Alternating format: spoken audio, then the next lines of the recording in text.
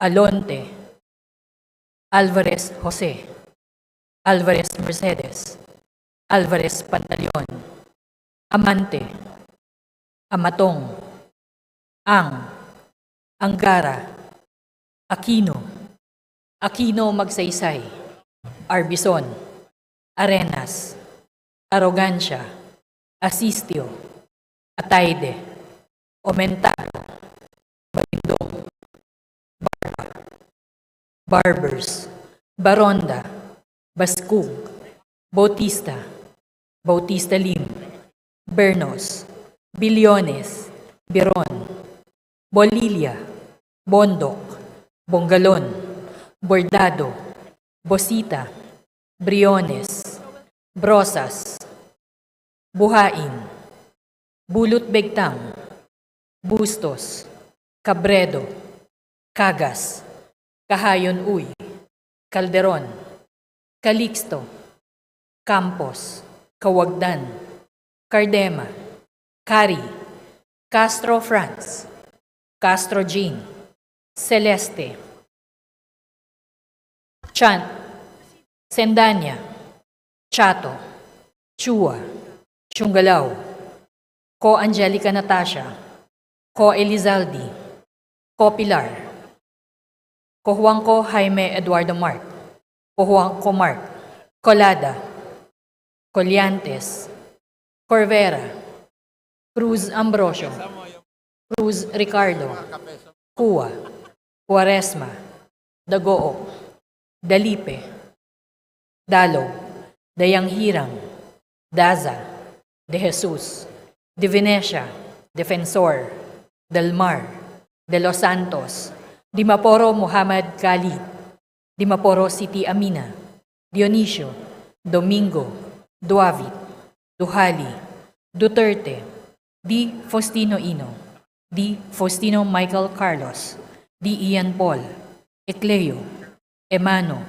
Enverga, Escudero, Espares, Espina, Estrella, Yudela, Fariñas, Fernandez, Ferrer Antonio, Ferrer Juliet Marie, Flores, Fortes, Frasco, Fresnedi, Fuentebella, Galeyos, Garcia Albert, Garcia Dante, Garcia Jose Arturo, Garcia Maria Angela, Garcia Pablo Jan, Garcia Vincent, Guardiola, Garin, Gasataya, Gato, Goed Christopher, Gomark, Goles, Gomez, Gonzaga, Gonzales Aurelio, Gonzales Neptali, Gonzales Sandro, Goriseta, Guico, Gintu, Gulyas, Gutierrez, Haresco, Hataman, Hernandez, Herrera, Oribata, Javier, Ko Olga, Ko Ricardo, Ko Wilton, Konghun, Labad-Labad, Lacson, Lacson Noel, Lagman, Lagon Daphne, Lagon Sani, Lara, Lazatin, Lee, Legarda, Libanan, Lim Kay Chong, Loyola, Luistro, Lumayag, Macapagal Arroyo, Maceda, Madrona, Magsino, Malapitan, Mangawang, Maniquis, Manuel, Marañon, Marcoleta, Marcos, Mariano Hernandez, Marinho, Marquez, Martinez, Mastura, Matibag, Matugas, Mendoza, Mercado, Mercado Revilla, Miguel, Momo, Morden, Nava, Nisay, Nograles Juan Fidel Felipe, Nograles Margarita, Nolasco, Uwaminal, Olaso, Olivares, Ongchuan, Ordanes, Ortega, Uwano Dizon, Padiernos, Paduano, Paglas, Palma, Panaligan, Pancho, Panotes, Pascual, Peña, Pimentel, Plaza, Pleito, Primicia Sagabas, Pumaren, Puno, Kimbo, Rama, Rehencia, Remulla, Revilla Bryan, Revilla Ramonjolo, Reyes, Rillo, Rivera, Robes, Rodriguez Eulogio, Rodriguez Rufus, Roman, Romero, Romualdez Ferdinand Martin, Romualdez Ieda Marie, Romualdo, Romulo, Roque, Sakdalan, Sagarbaria, Sakaluran, Salceda, Sali, Salimbangon, Salo, Santos, Saulug, Silverio, Singson Richelle, Singson Ronald, Singson Mihan, Solon, Suwan,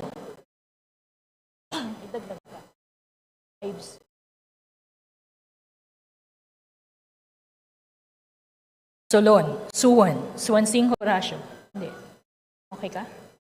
Suwansing Micaela Angela, Suarez, Talyado, Tamayo, Tambunting, Tan Joseph, Tan Keith Micah, Tan Reynolds Michael, Tan Samir, Tan Stephen James, Tan Tambut, Tan Chay, Tan Watko, Tariela, Teodoro, Teves, Tiangco, Tieng, Tolentino, Tulfo Erwin, Tulfo Jocelyn, Tulfo Ralph Wendell, Tupas, Tutor, T, Umali, Unabia, Ungab, Uy, Valeriano, Valmayor, Vargas, Vargas Alfonso, Velasco, Veloso Tuazon, Vergara, Verzosa, Villa, Villaferte Luis Raymond, Villaferte Miguel Luis, Villanueva, Villar, Villaraza Suarez, Villarica, Violago, Yamsuan, Yap Christiantel, Yap Christopherson, Yap Edvic, Yap Eric, U Divina Grace, U Jazel Victoria, Yulo, Zamora Amparo Maria, Zamora Maria Carmen, Zamora Isabel Maria, Zubiri.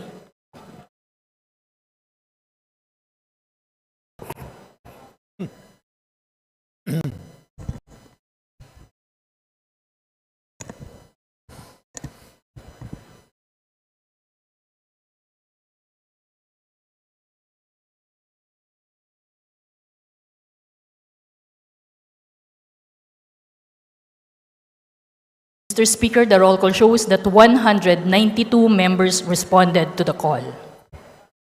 Maraming salamat, Secretary General. With 192 members responding to the call, the Chair declares the presence of a quorum. Majority Leader. Mr. Speaker, I move that we defer the approval of the journal of the previous session. Is there no objection? The Chair hears none. The motion to defer is hereby approved. Majority Leader. Mr. Speaker, I move that we now proceed with the reference of business and request that the Secretary General be directed to read the titles of bills and resolutions on first reading, as well as communications and committee reports. Is there any objection? The Chair hears none. The Secretary General is directed to read the titles of bills, resolutions on the first reading, as well as communications and committee reports for the referral to the appropriate committee. Secretary General, please. Reference of business. Bills on first reading. House Bill 11119, rationalizing the powers of local government units to rename barangays, by Representative Fresnedi. To the Committee on Local Government. House Bill 11120, granting bereavement leave to all employees, by Representative Fresnedi. To the Committee on Labor and Employment. House Bill 11121, reforming the share of local government units in the Internal Revenue Allotment, by Representative Fresnedi. To the Committee on Local Government. House Bill 11122, strengthening the system of filing of delayed registration of births in the country, by Representative Fresnedi. To the Committee on Population and Family Relations. House Bill 11123, to create a healthy food marketing environment by requiring front-of-package warning labels for food high in fat, sodium, or sugar, and regulating the marketing of such food to children by Representative Fresnedi. To the Committee on Health. House Bill 11124, providing compensation for victims of human rights violations by Representative Fresnedi. To the Committee on Human Rights. House Bill 11127, imposing solidarity contribution on the most affluent Filipinos for the benefit of public health and climate change resiliency by Representatives Sandanya and Hataman. To the Committee on Ways and Means. Resolutions. House Resolution 2090, calling for the immediate resignation of DOH Secretary Teodoro Ted J. Herbosa due to the systematic failures, unaddressed issues in the Philippine healthcare system, and non-compliance to his commitments made before the House of Representatives by Representative Lee.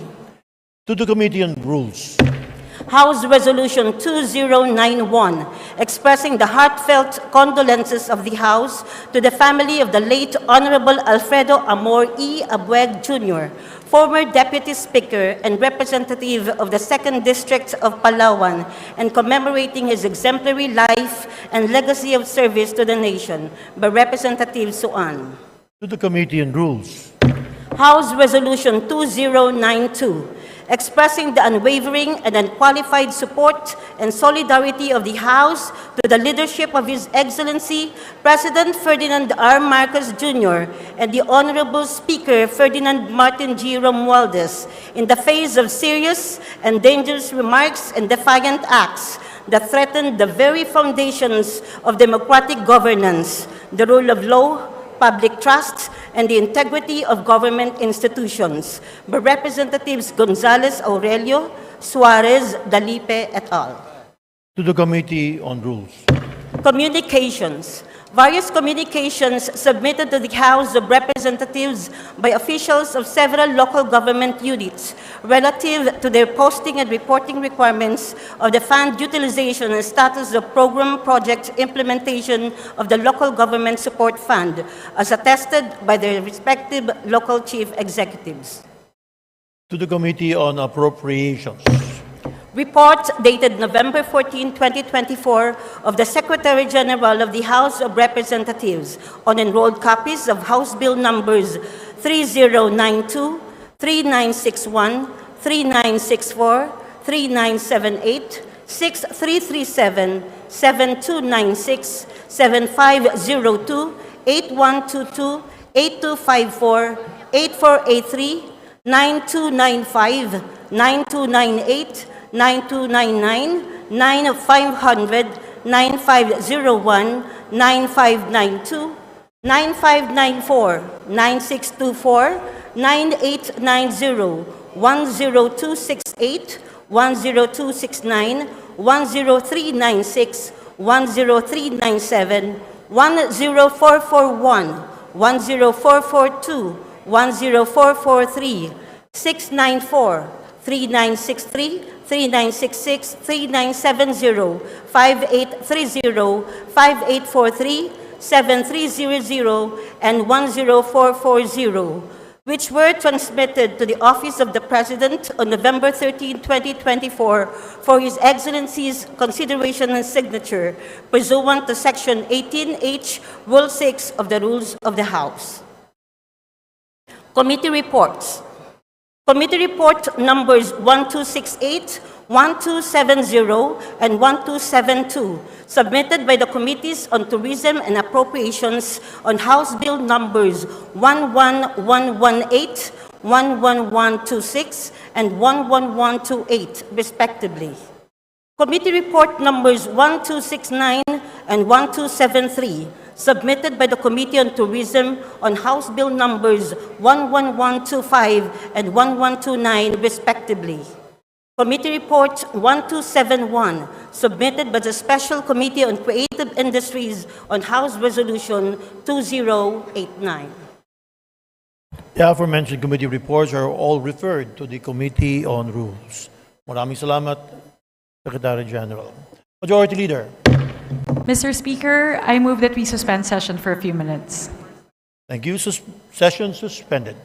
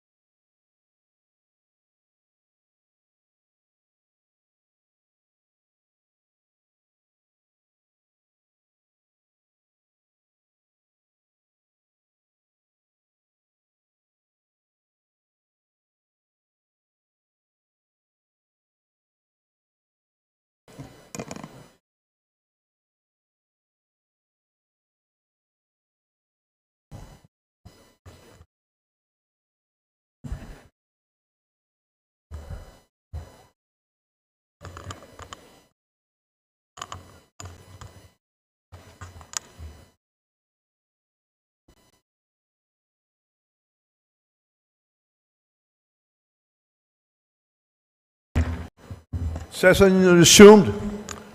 Majority Leader. Our dear colleagues, the Honorable Speaker, Ferdinand Martin J. Romualdez will address the body.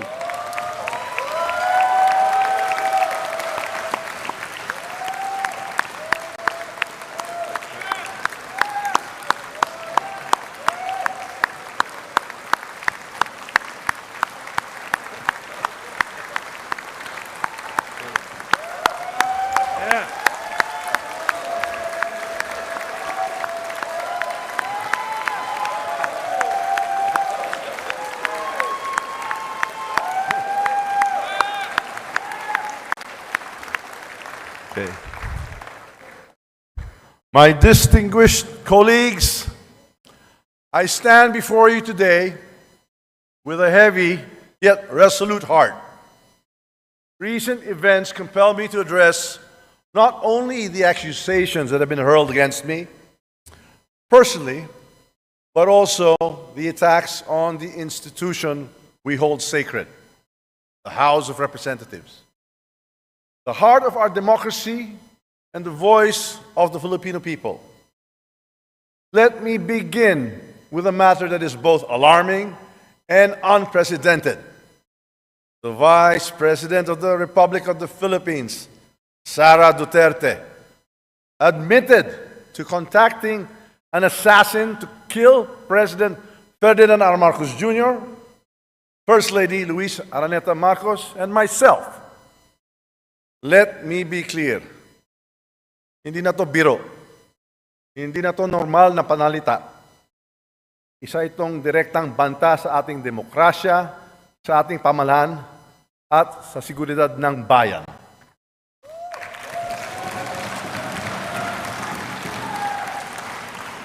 Such statement is not just reckless, it is dangerous.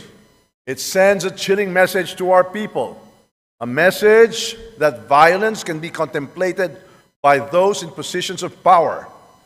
This is not just an affront to the individuals targeted, it is attack on the very foundation of our government. It is an insult to every Filipino who believes in the rule of law and the sanctity of life. Violence has no place in our society. It is irreconcilable with the values that have taught and guided us for years. Values of respect and amicable, peaceful conflict resolution. We cannot let this pass as mere rhetoric. The gravity of such confession demands accountability. It demands answers. It demands that we, as the representatives of the Filipino people, take a stand to protect our democracy from any and all forms of threats. The actions of the Vice President will go down in the annals of history like a nightmare that will haunt our people for generations. And this House will do whatever we can to protect the dignity of this institution and the 100 million Filipinos we represent.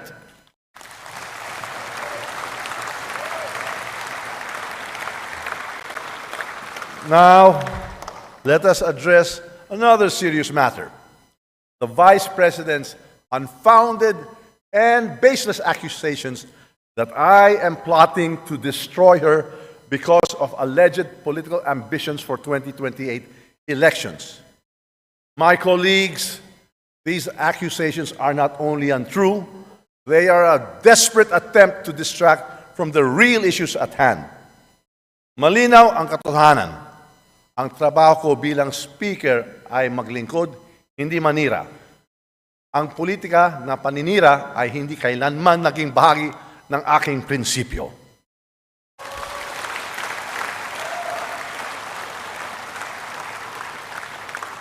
My focus has always been on fulfilling my responsibilities as Speaker of the House, leading with utmost integrity, untarnished by division and self-interest, and guided by the principle that every action and decision I take must always be for the benefit of the Filipino people. These unfounded accusations are not just about me. They are an affront to the House of Representatives. They are an attempt to erode public trust in this institution to sow division, and to create chaos.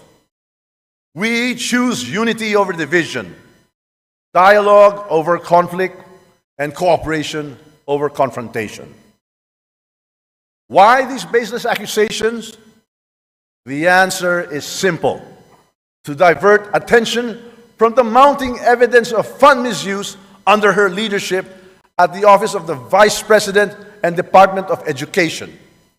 The issues surrounding confidential and intelligence funds, the questionable disbursements, and the lack of transparency demand answers.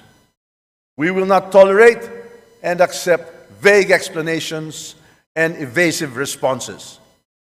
Kung wala kang itinatago, bakit hindi sagutin ang mga tanong? Karapatan ng taumbayan na malaman ang katotohanan. Accountability is not optional. Transparency is not negotiable. Those entrusted with public funds must be prepared to explain where it was disbursed and how these resources were utilized. Hindi ito personal. Ito ay usapin ng pananagutan at tiwala ng taumbayan.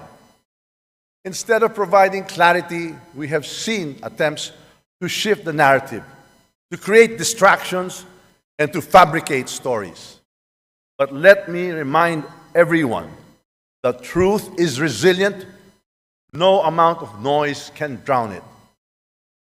This House of the People is a sacred institution. It is the embodiment of the people's will, and its dignity must be upheld at all times. Ang Kongreso ay sagrado. Ang mga patakaran at seguridad dito ay hindi nilalabag. Ang paglabag sa mga ito ay kawalang galang sa taumbayan ng ating pinaglilingkuran. Disrespect for the protocols, security measures, and leadership of this institution is not just a breach of rules, it is a breach of trust. To mock our protocols, to defy our orders, and to malign our leaders is to disrespect the Filipino people who elected us to serve. This House operates on the principles of the rule of law, transparency, and accountability. These principles are the bedrock of our democracy. To undermine them is to weaken the foundation upon which our nation stands. My colleagues, I call on you to stand with me in defending this institution.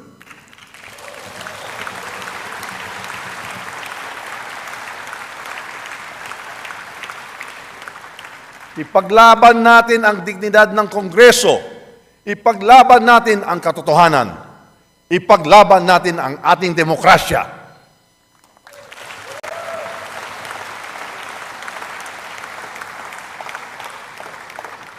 This is not about personal interests.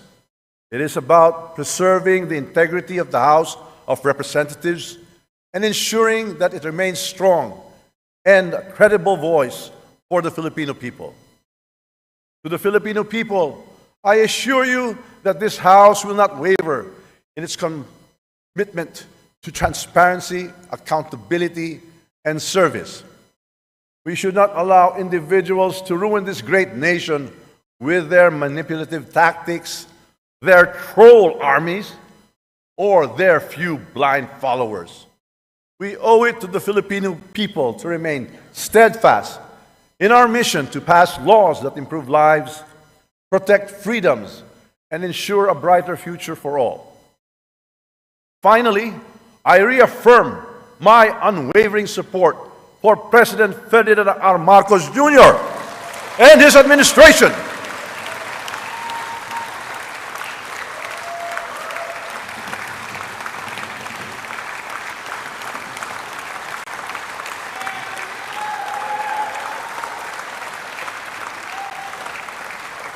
Together, we will continue to advance the reforms and policies that will lead us to economic recovery, national security, and a more equitable society. Ang laban na ito ay hindi tungkol sa akin, hindi tungkol sa inyo, kundi para sa ating bayan at sa kinabukasan ng bawat Pilipino.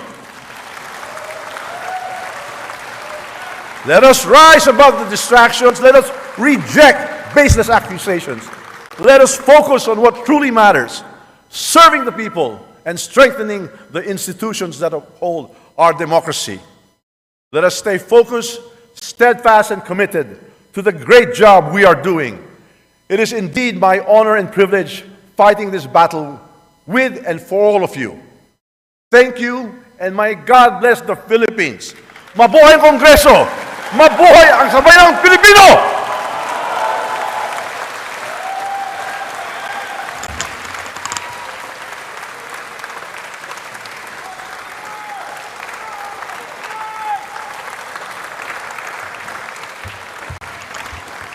Majority Leader, Mr. Speaker, I move to suspend session for a few minutes. session suspended.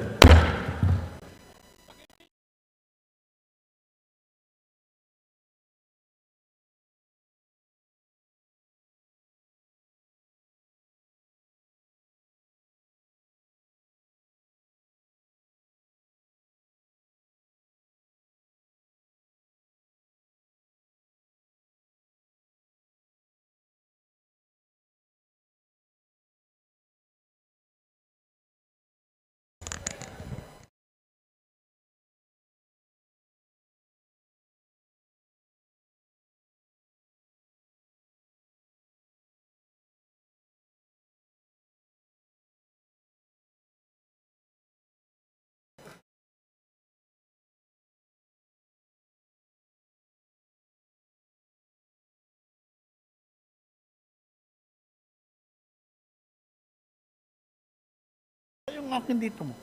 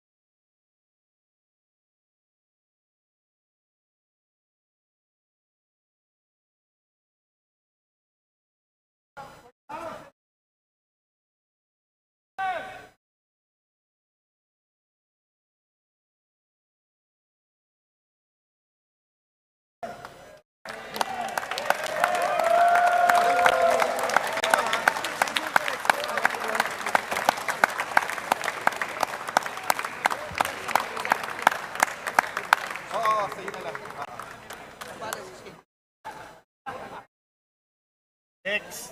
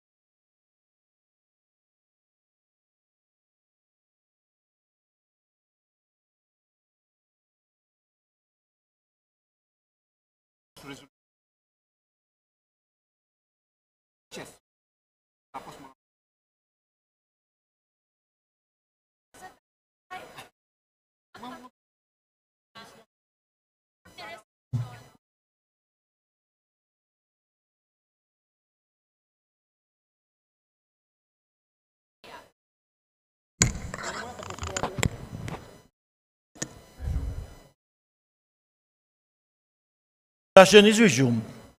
Majority Leader, please. Mr. Speaker, I move that we consider House Resolution number 2092. And for this purpose, may I request that the Secretary General be directed to read the title of this House Resolution. The Secretary General is hereby directed. Please proceed, sir.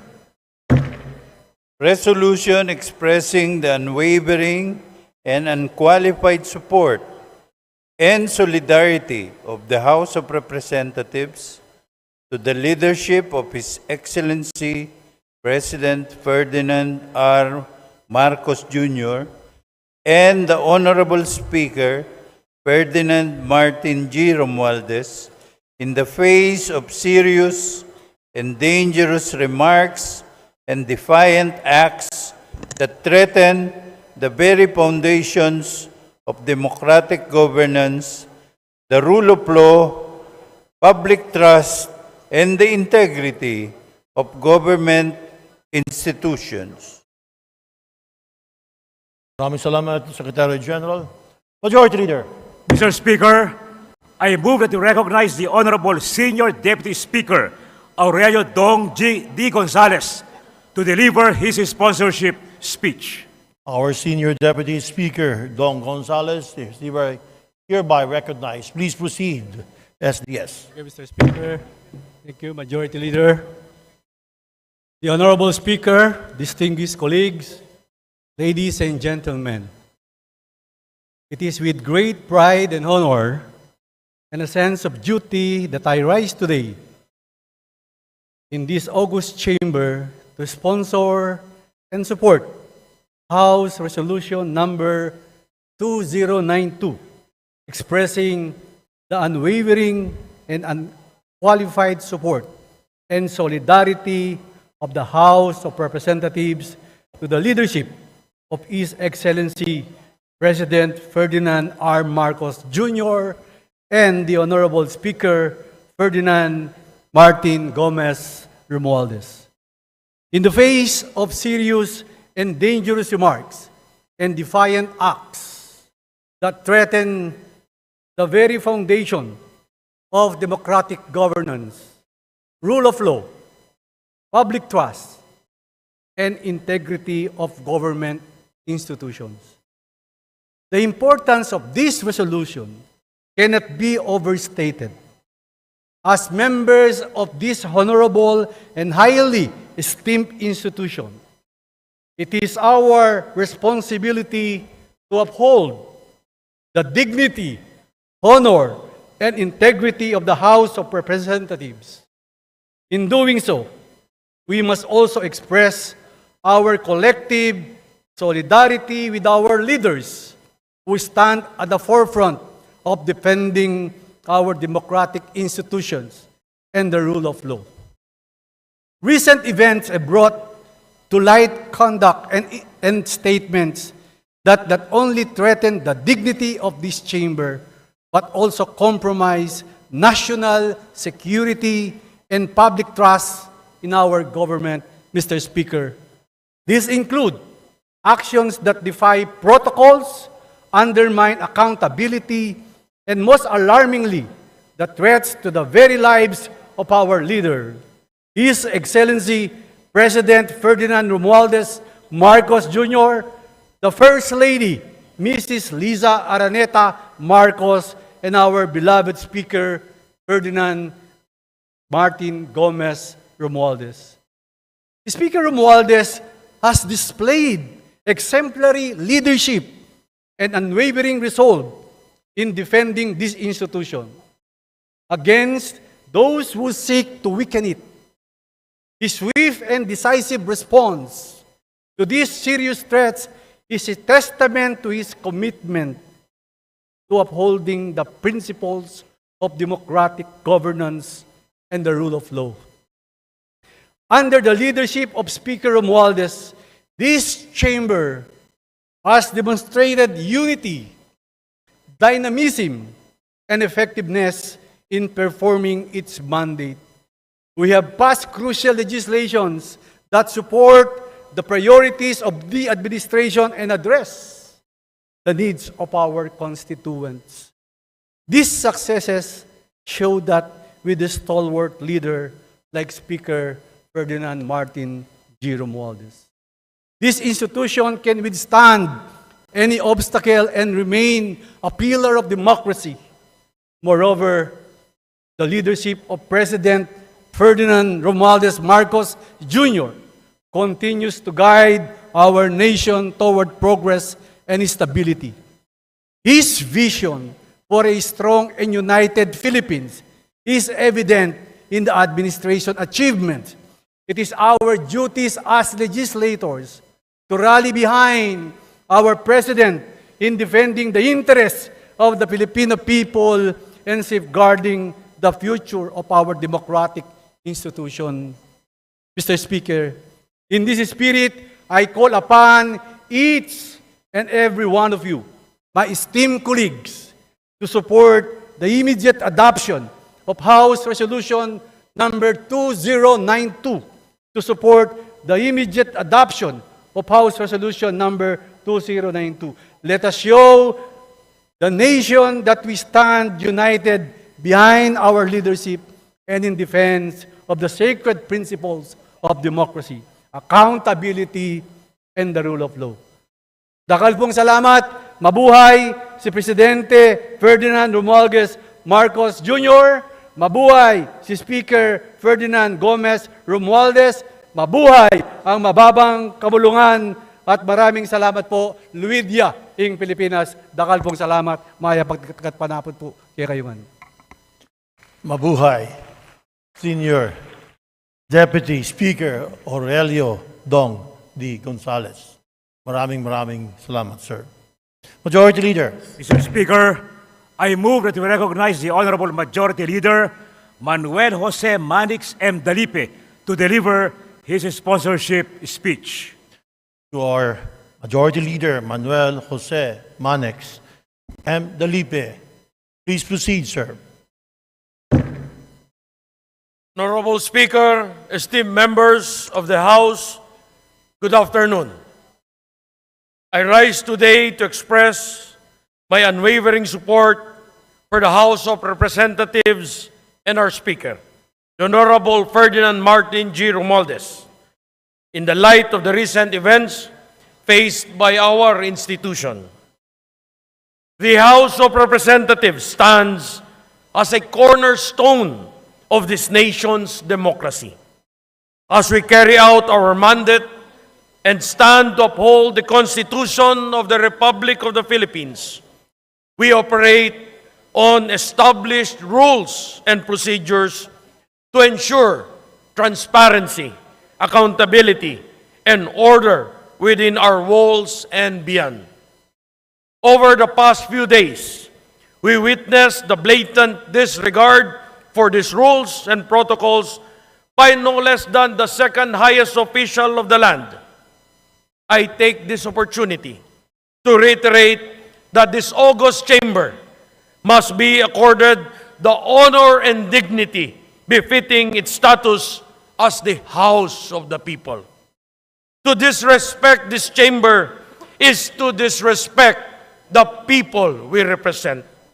No public official, regardless of rank, position, should consider itself above and beyond the 100 million strong Filipino people by obstructing the lawful proceedings and orders of the House. The wanton breach of protocol, the use of vindictive language, and the threat of harm aimed at the leaders of our country show a deep and encompassing disrespect for the rule of law and democratic institutions that we have sworn to protect. Mr. Speaker, I believe we can do better. We must remember that our actions set the tone of public governance in this country. I applaud President Marcos and Speaker Romualdez for their patience, restraint, and ability to rise above the fray by blocking out the external noise and focusing on the work that needs to be done. I urge all of us to follow their example. Let us continue to do our work, no matter the obstacles put in our path, and remember that it is in our collective strength that we have achieved all our legislative goals and more. Maraming salamat po. Mabuhay ang ating mahal na Pangulo, Ferdinand R. Marcos Jr. Mabuhay ang ating House Speaker, Ferdinand Martin G. Romualdez. Mabuhay ang bagong Pilipinas. Mabuhay ka. Maraming salamat, Majority Leader Manuel Jose Manex M. Dalipe. Majority Leader. Mr. Speaker, I move that you recognize Deputy Speaker David J.J.C. Suarez for his manifestation. Deputy Speaker in the province of Quezon, Congressperson J. Suarez. You're recognized, sir. Please proceed. Mr. Speaker, distinguished colleagues, I rise today in utter disbelief and righteous indignation over the Vice President of the Republic, Sara Duterte, admitting that she has contacted an assassin to kill none other than President Ferdinand R. Marcos Jr., First Lady Luis Araneta Marcos, and our beloved Speaker, Ferdinand Martin G. Romualdez. Mr. Speaker, this is no trivial matter. This is not an offhand remark that can be swept under the rug. This is an admission by the second highest official in the land of a premeditated intent to harm the highest leaders of our government. This is a direct attack on the presidency, on this House, and on the very foundations of our democracy. Let us call this what it is: treachery in the highest order. It is a betrayal not just of the President and this institution, but of every single Filipino who entrusted her with power. How can someone sworn to uphold the Constitution and protect the people conspire to commit such an act of unthinkable violence? How can the Vice President, who is expected to be a unifying figure, admit to plotting an act that could destabilize the entire nation? Mr. Speaker, let us not be deceived by any attempts to downplay or justify this admission. This is not about personal grievances or political rivalry. This is a threat to our national security, our democratic processes, and the rule of law. For the Vice President to even contemplate such actions is a gross abuse of power and betrayal of the office she holds. Mr. Speaker, we must act, and we must act now. How can the Filipino people trust a leader admits to contracting an assassin? How can we continue to allow someone of such dangerous tendencies to occupy one of the highest positions in the land? This is not a question of leadership. It is a question of morality, of accountability, and the survival of our democracy. The House must take immediate action. We cannot simply express our outrage and move on. We must call for a full investigation into the Vice President's admissions, not just for the sake of justice, but to protect the integrity of our institutions and to ensure the safety of our leaders. Mr. Speaker, the behavior cannot just be tolerated. This is not about politics. This is about the survival of our democracy and the safety of our people. We demand answers. We demand accountability.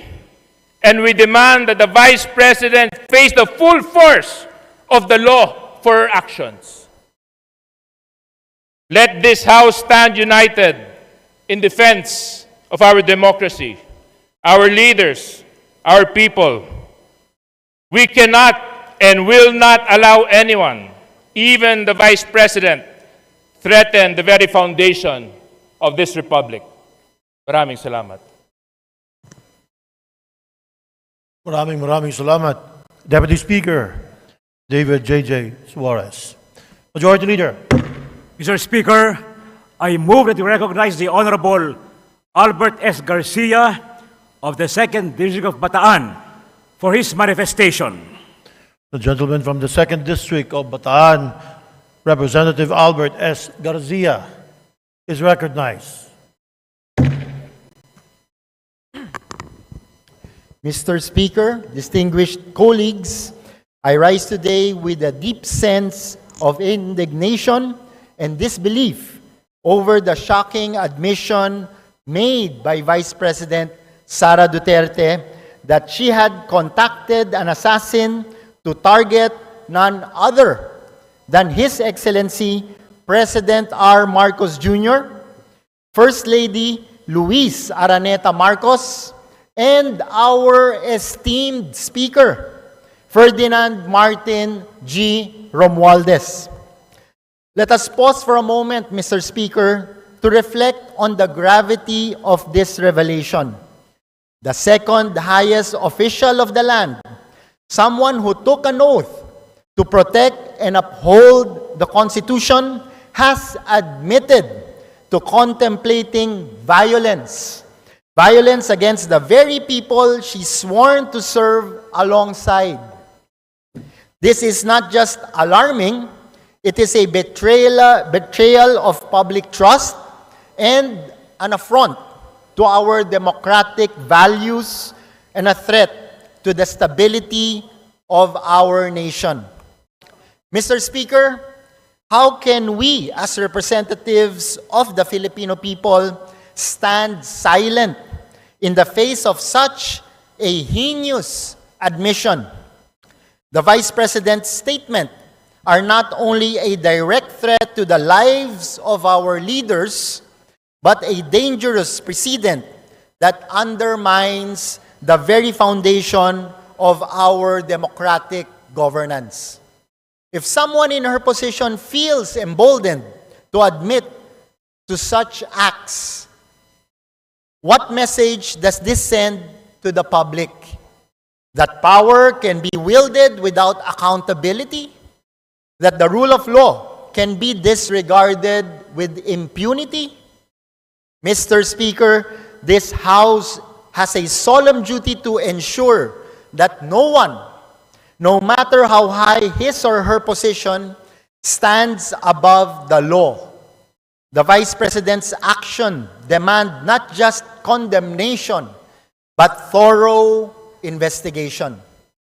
This is not just about politics. This is about justice, accountability, and the preservation of our nation's dignity. Let me be clear, there is no place in our government, in our democracy, for such reckless and dangerous behavior. The office of the Vice President should embody integrity and leadership, not serve as a platform for threats and violence. The Filipino people deserve better, Mr. Speaker.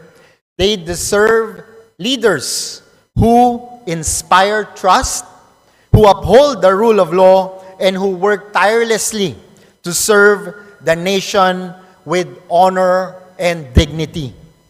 This House must take a stand. We must demand a full accounting of the Vice President's action and hold her to the highest standards of accountability. Anything less would be a disservice to the principles we swore to uphold and to the Filipino people we serve. Mr. Speaker, let us send a clear and unequivocal message. This House will not tolerate threats to our democracy, our leaders, or our people. We will defend the rule of law and ensure that justice prevails. Maraming salamat po, Mr. Speaker. Maraming salamat, Representative Albert S. Garcia, 2nd District of Bataan. Majority Leader. Mr. Speaker, I move that we recognize the Honorable Wilfrido Mark M. Enverga of the 1st District of Quezon to deliver his manifestation. The gentleman from the 1st District of Quezon, Representative Wilfredo Mark M. Enverga. You have the floor, sir. Thank you very much, Mr. Speaker. Thank you, Majority Leader. Mr. Speaker, distinguished colleagues, I rise today to firmly and unequivocally defend the integrity, honor, and exemplary leadership of our esteemed Speaker, Ferdinand Martin G. Romualdez, against the baseless and malicious accusations hurled by Vice President Sara Duterte. First, let us confront the outrageous claim that the Speaker, a man who has dedicated his life to public service and the betterment of Filipino people, harbored any intent to harm the Vice President. Mr. Speaker, such allegations are not only preposterous, they are designed to distract and divide. They lack even a shred of evidence and are nothing more than a desperate attempt to tarnish the Speaker's reputation. Our Speaker has consistently demonstrated his commitment to democratic governance, transparency, and public service. Under his leadership, this House has passed landmark legislation to uplift the lives of our fellow Filipinos, recover from economic challenges, and ensure national security. These are the actions of a leader who serves with integrity and purpose, not one who engages in petty, baseless conspiracies. Second, let us address the Vice President's claim that the Speaker is involved in illicit activities. Mr. Speaker, these accusations are as hollow as they are reckless. They are not supported by facts, evidence, or any credible source. They are only to sow mistrust and undermine the Speaker's hard-earned credibility. Let us be clear. This House will not allow baseless mudslinging to derail our mission of serving the people. What drives these accusations, Mr. Speaker? Is it political ambition? Or is it simply a refusal to accept the Speaker's growing stature as a unifying and decisive leader? Whatever the motive, one thing is clear. These attacks do not reflect on Speaker's character. They reflect on desperation of those who make them. Mr. Speaker, the Filipino people deserve leaders who focus on solutions, not divisiveness, on progress, and not lies. Speaker Romualdez embodies these values. He has guided this House with wisdom, fairness, and a steadfast dedication to the people we serve. His record speaks for itself, and no amount of baseless accusations can erase the accomplishments he has achieved for this nation. In closing, let me say this: the truth will always prevail over lies. This House stands firmly behind Speaker Romualdez, not just because he is our leader, but because he represents the values of integrity, accountability, and service that we all aspire to uphold. We will not be swayed by baseless attacks, and we will continue to stand united in our commitment to serving the Filipino people. Maraming salamat po, Mr. Speaker. Maraming salamat. Maraming salamat. First District, Quezon, Representative Wilfredo Rido, Mark M. Enverga. Majority Leader. Mr. Speaker, I move that we recognize the Honorable Robert S. Barbers of the 2nd District of Surigao del Norte for his manifestation. The gentleman of the 2nd District of Surigao del Norte, Representative Robert S. Barbers. You have the floor, sir. Thank you very much, Mr. Speaker, Majority Leader. Mr. Speaker, esteemed colleagues, I rise today not only to defend the honor of this House, but to uphold the integrity and unwavering leadership of our Speaker, Ferdinand Martin G. Romualdez, against the baseless accusations made by the Vice President Sara Duterte. These accusations that our Speaker intended to harm her or that he is involved in illicit activities are nothing but unfounded and irresponsible allegations meant to distract and discredit. First, Mr. Speaker, let us recognize the kind of leadership Speaker Romualdez has exemplified. Under his stewardship, this House has worked tirelessly to pass transformative legislation that directly impacts the lives of millions of Filipinos. From championing economic recovery measures to addressing pressing national security concerns, the Speaker's vision and decisive leadership have steered this chamber toward progress and stability. These are the qualities of a statesman, one who places the nation's welfare above all else. Second, Mr. Speaker, let us consider the gravity of the accusations hurled against him. To accuse someone of plotting harm or engaging in illicit activities without a shred of evidence is not only reckless but dangerous. Such baseless statements undermine the very fabric of our democratic institutions. They erode public trust and divert attention from the real issues our nation faces. These allegations, Mr. Speaker, are nothing more than a desperate attempt to smear the reputation of a man who has consistently demonstrated his commitment to serving the Filipino people. If there were any truth to these claims, let them be backed by credible evidence. But what we see here is not evidence. It is mere noise, crafted to create division and chaos where unity and focus are most needed. Let us also ask, why is the Speaker being targeted? Is it because of his success in uniting this House under a shared vision for progress? Is it because his leadership has garnered respect and trust not just from his colleagues here, but from the Filipinos at large? Or is it simply because his integrity and competence stand as a stark contrast to those who thrive on baseless accusations and political theatrics? Mr. Speaker, this chamber must stand firm against attempts to tarnish the reputation of its leader. Speaker Romualdez has always conducted himself with honor and dedication. His track record of service speaks louder than any false accusation, and his commitment to the rule of law and public accountability remains unshaken. I have known you, Mr. Speaker, as a conscientious public servant.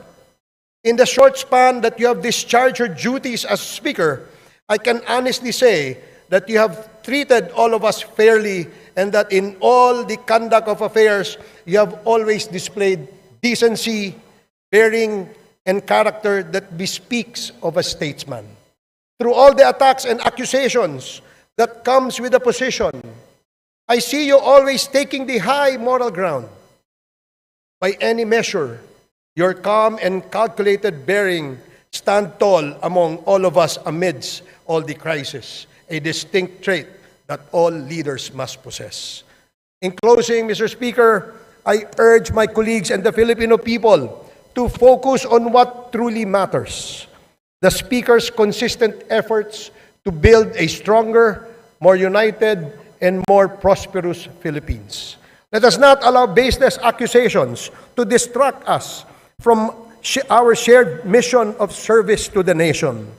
The Speaker has our trust, our confidence, and our unwavering support. Thank you very much, Mr. Speaker.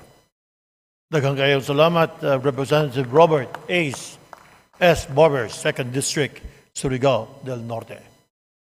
Majority Leader. Mr. Speaker, I move that we recognize the Honorable Rosana Ria V. Vergara of the 3rd District of Nueva Ecija to deliver her manifestation.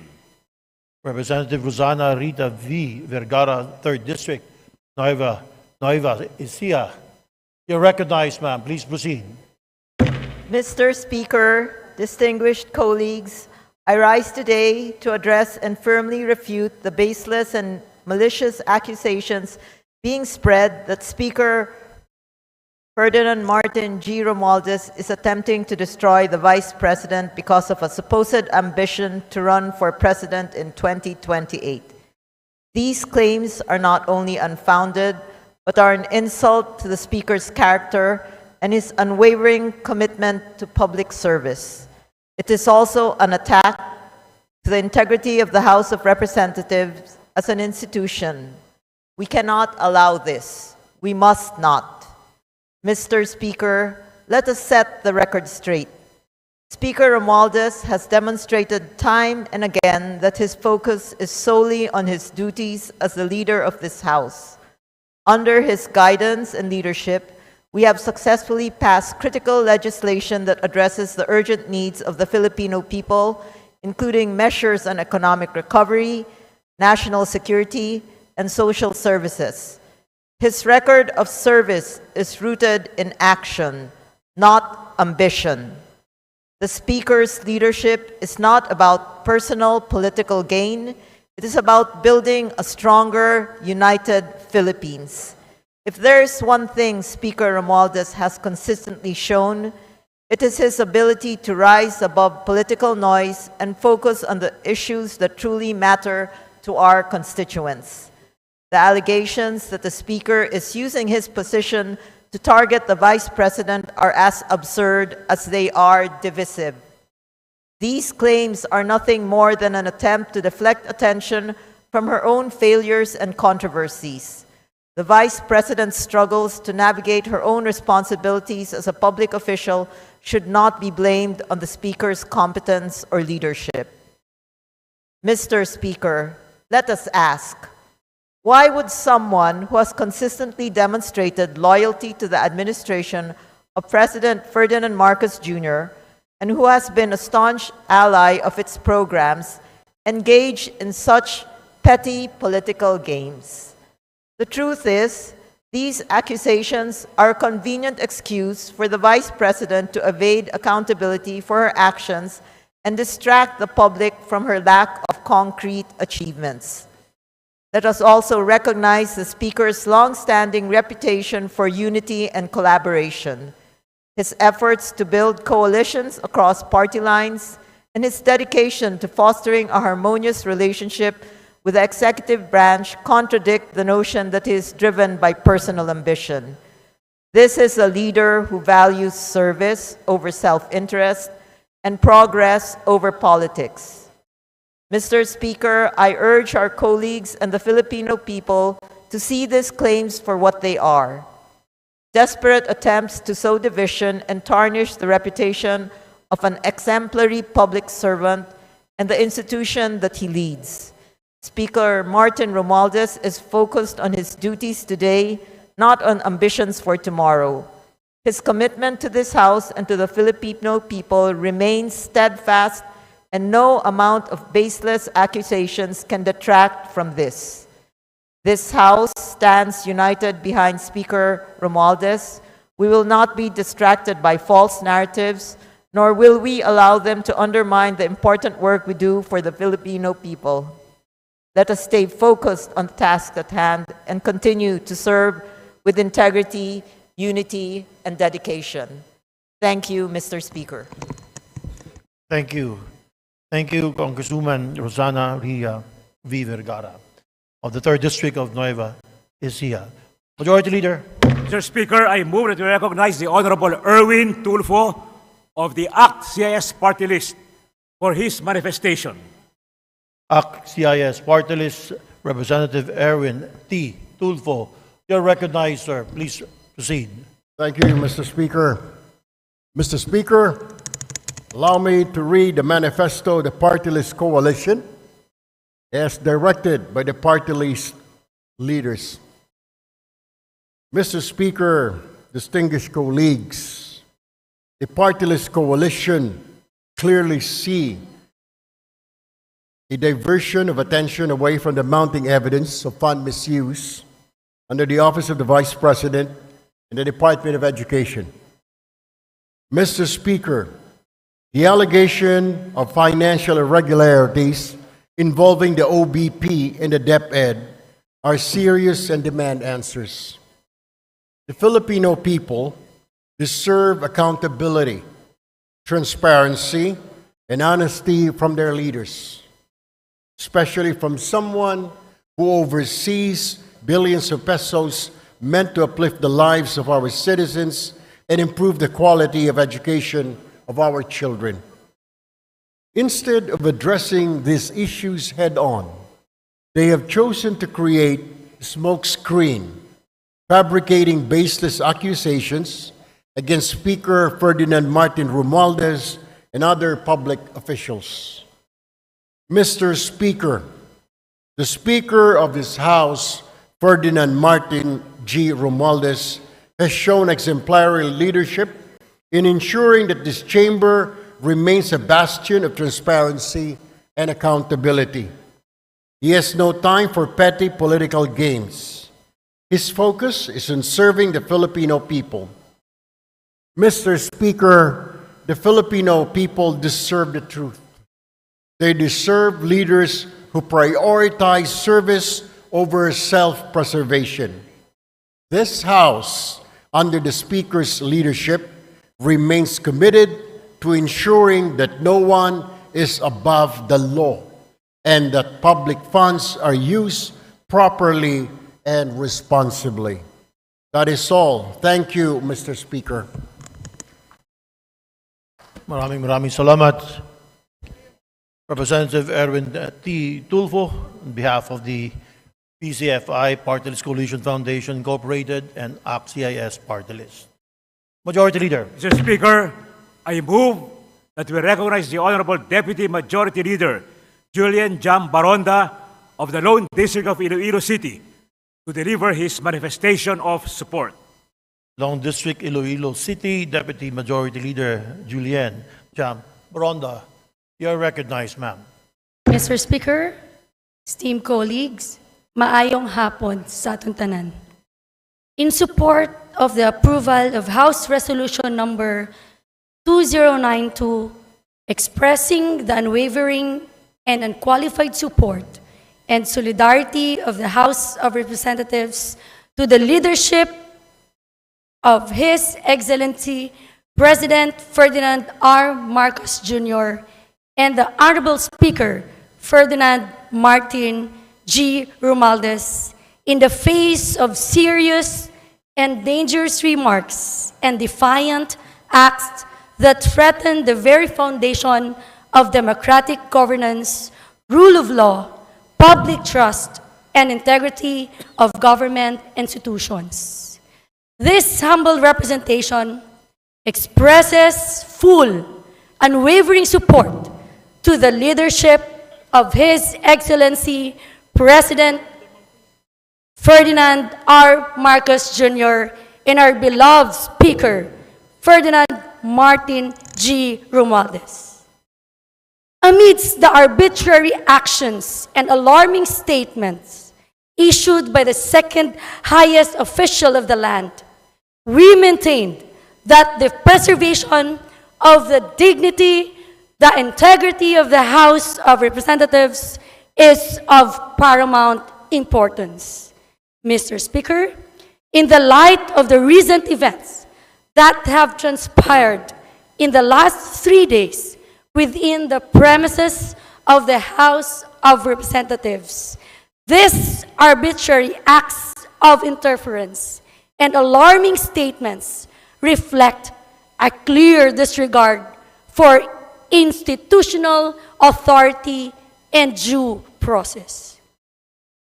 It is crucial that we condemn such acts and remain steadfast in adhering to the principles of good governance and rule of law. This is to avoid establishing a precedent for abuse of power. Mr. Speaker, the rule of law must likewise be observed by all government institutions and individuals, regardless of position or rank. It is paramount that we ensure the law applies equally to all, without discrimination or partiality.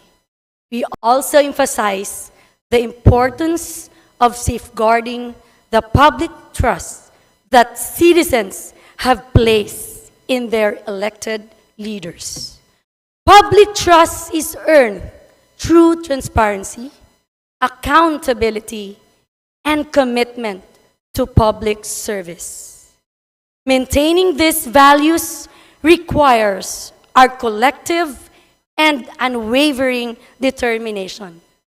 Thus, this august chamber stands united in its support for the leadership's effort to uphold integrity and the institution and to ensure that governance is exercised in the manner that is both accountable and transparent for the Filipino people.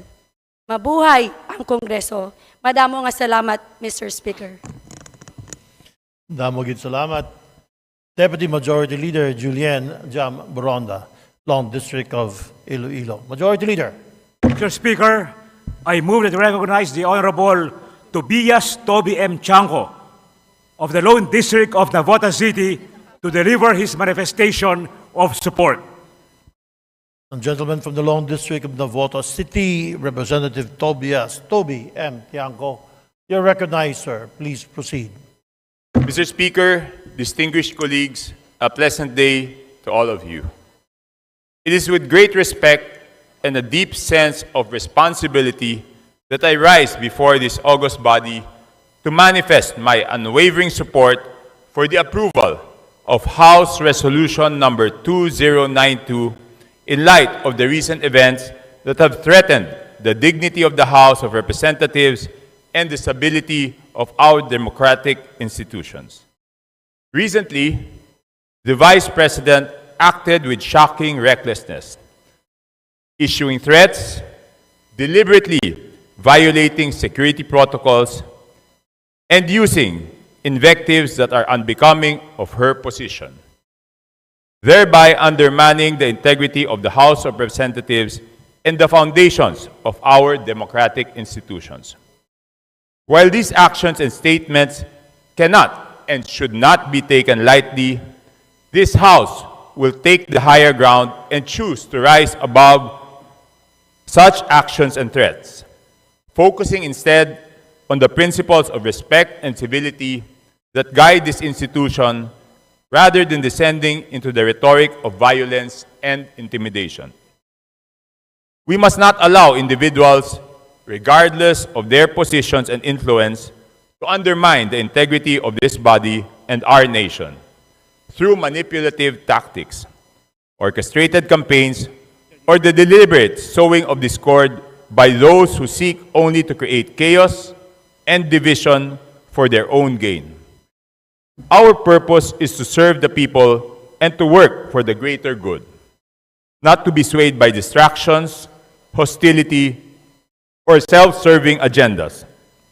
Let us not emulate their divisive actions, but instead champion the values of unity, respect, and progress for the common good. Principles that Speaker Romualdez and this institution have steadfastly upheld throughout the 19th Congress. Therefore, Mr. Speaker, it is with utmost respect and a sense of responsibility to the Filipino people that I ask this body to stand united in approving House Resolution 2092. This manifestation is a reaffirmation of our collective responsibility to defend the rule of law and the integrity of this legislative body. We, as representatives of the people, must resolutely reject any threat to our democracy, whether it arises from within these chambers or from external forces. We will not stand idly while the very foundations of our nation are challenged.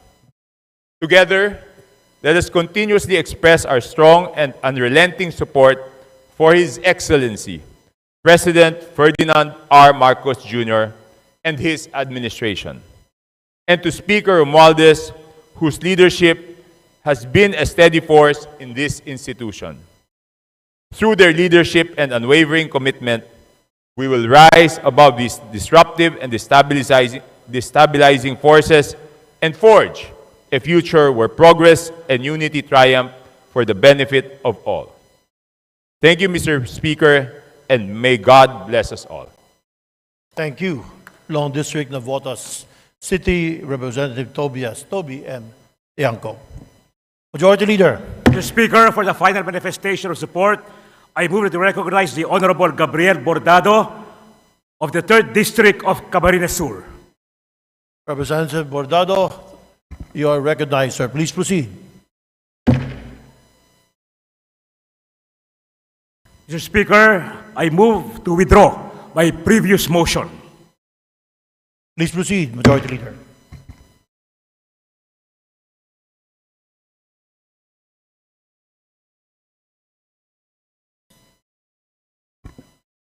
Mr. Speaker, I move to adopt House Resolution number 2092. There is a motion to adopt House Resolution 2092. Is there no objection? The chair hears none. Said motion to adopt House Resolution 2092 is hereby approved. Majority Leader. Mr. Speaker, before we proceed, may we recognize the guests of the Honorable Salvador A. Plato of the 6th District of Bulacan.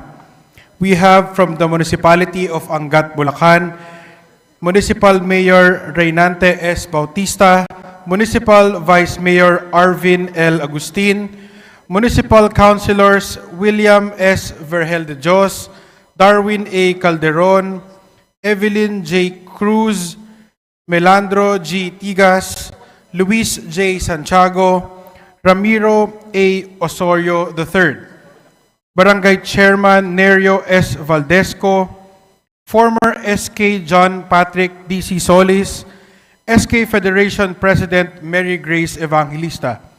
From the Municipality of Santa Maria, Bulacan, we have Municipal Mayor Bartolome R. Ramos, Municipal Vice Mayor Pablo L. Juan, former Mayor Russell G. Plato, former Councilor Salvador G. Plato Jr., Board Member Renato D.L. de Guzman Jr., Board Member Arthur A. Legaspi, ABC President Leovigildo Jing Ramos, Municipal Councilors Neil B. Mateo, Esperanza G. Ramos, Mark Angelo R. Clemente, Carl Gerard Castillo, Jesus B. de Guzman Jr., Municipal Administrator Engineer Elmer Clemente, former Vice Mayor Rico Jude P. Santo Domingo, Engineer Angelito Jacinto, Barangay Chairman Eresto de la Cruz, former Municipal Councilor June Mateo, SK Federation President Marco Trajano.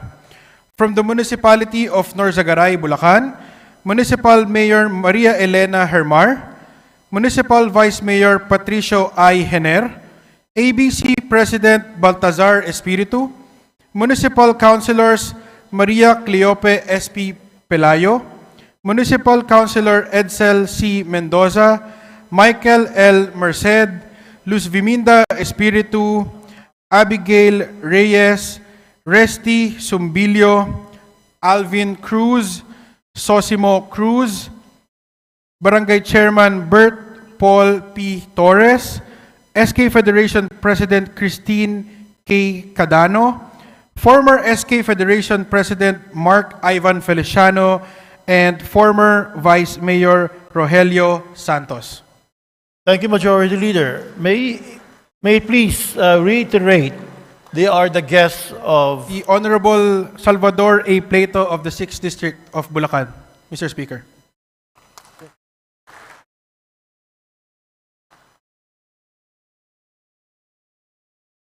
Thank you, Majority Leader. And the guests of Congressman Prieto of the province of Bulacan, welcome to the House of Representatives. Majority Leader.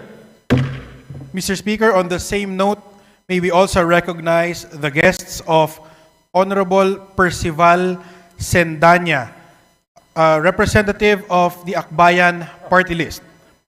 We have with us visitors from the Network to Stop AIDS Philippines, or NSAP. They are the following: Mara Quesada, Roberto Figuracion Jr., Jams De Leon, Ayla Beato, Liza Igcasinza, Leslie Tolentino, Roger Alvarez Jr., and Elaine Madula. Maraming salamat, Majority Leader. To the guests of Honorable Percival Sendanya, Akbayan Party List, to Network to Stop AIDS Philippines, NSAP, on behalf of Speaker Martin Romualdez, welcome to the House of Representatives. Magandang hapon. Majority Leader, please. Mr. Speaker, may we welcome to the House of Representatives the guest of Honorable Daniel Manuel of the Kabataan Party List. Our guest is the mother of our Honorable Representative Raul. We have Miss Clarizel Joy Abellar. To the guests of Kabataan Party List, Honorable Raul Daniel A. Manuel, to Miss Clarizel Joy Abilar, on behalf of Speaker Martin Romualdez, magandang hapon. Welcome to the House of Representatives, ma'am.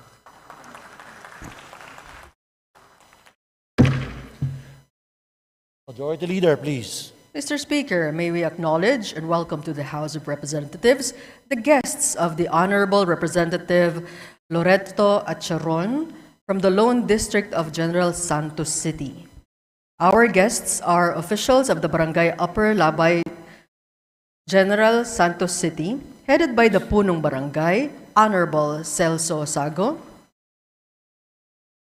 We have Barangay Kagawads, Honorable Donisa Mando, Honorable Marieta Villatima, Honorable Jennifer Jeronimo, Honorable Ryan Balunto, Honorable Mary Grace Almesion, Honorable Paquito Baton, Honorable Ruben Santiago, Honorable Shaina Babes Burgos. We also have guests from the General Santos City Schools Division Office of the Department of Education.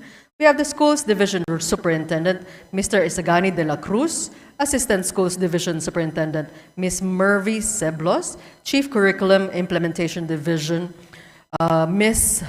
Juliet Lastimosa, and Principal Ms. Rosana Salaño. We also have our student performers, mentors, and group leaders from Almatac Elementary School, Antonio D. Pendatun Elementary School, San Sapan Elementary School, and Upper Labay High School Music Ensemble. Maraming salamat, Majority Leader. To the guests of Long District General Santos City, Loreto B. Acharon, to the officials of Upper Labay General Santos City, headed by Punong Barangay Sago, and the rest of the visitors here in Congress, on behalf of Speaker Martin Romualdez, maayong pag-abot o maayong hapon kaninyong tanan. Daghang salamat pagbisita. Majority Leader. Mr. Speaker, may we acknowledge and welcome to the House of Representatives the guests of Representative Christian Onabia of the 1st District Misamis Oriental, Representative Attorney Lordan Suwan of the 1st District Cagayan de Oro City, and Representative from the 2nd District of Misamis Oriental, Yevgeny Vicente Bambi Emano. The guests are from the Municipality of Claveria, Province of Misamis Oriental, headed by the Municipal Mayor, Ms. Meraluna Abrogar. We also have Mr. Bob Merkel Abrogar, Municipal Administrator Mr. Gian Fritz Bihag, HRMO Elaine Edillo, MLGOO Isadora Cabildo, Municipal Accountant LV Nakila. We have Menro June Olivar Abo, LDRRMO staff Harold John Franhe, Municipal Tourism Officer Glenn Conde, Municipal Health Officer Sheldon Cosadio, the MSWDO Sheila May Tagle, Municipal Planning Development Officer Sharonel Galendez, LDRMO staff Julie Cocamao, MDRRMO Ruthelio Casino Jr., Lido Johan George Sale, LGU Consultant Homer Bana, Executive Assistant Lynn Eva Paurom, Menro Staff Jasmine Quijano, BLPO Jennifer Baginang, MSWO Staff Maristela de la Cruz, Budget Staff Rolette Dahilog, PNP Chief Rodel Labadan, DILG Staff Jasmine Labastida, Mayor Staff Margie Yofrosina Valdon, Accounting Staff Celeste Marie Abascahin.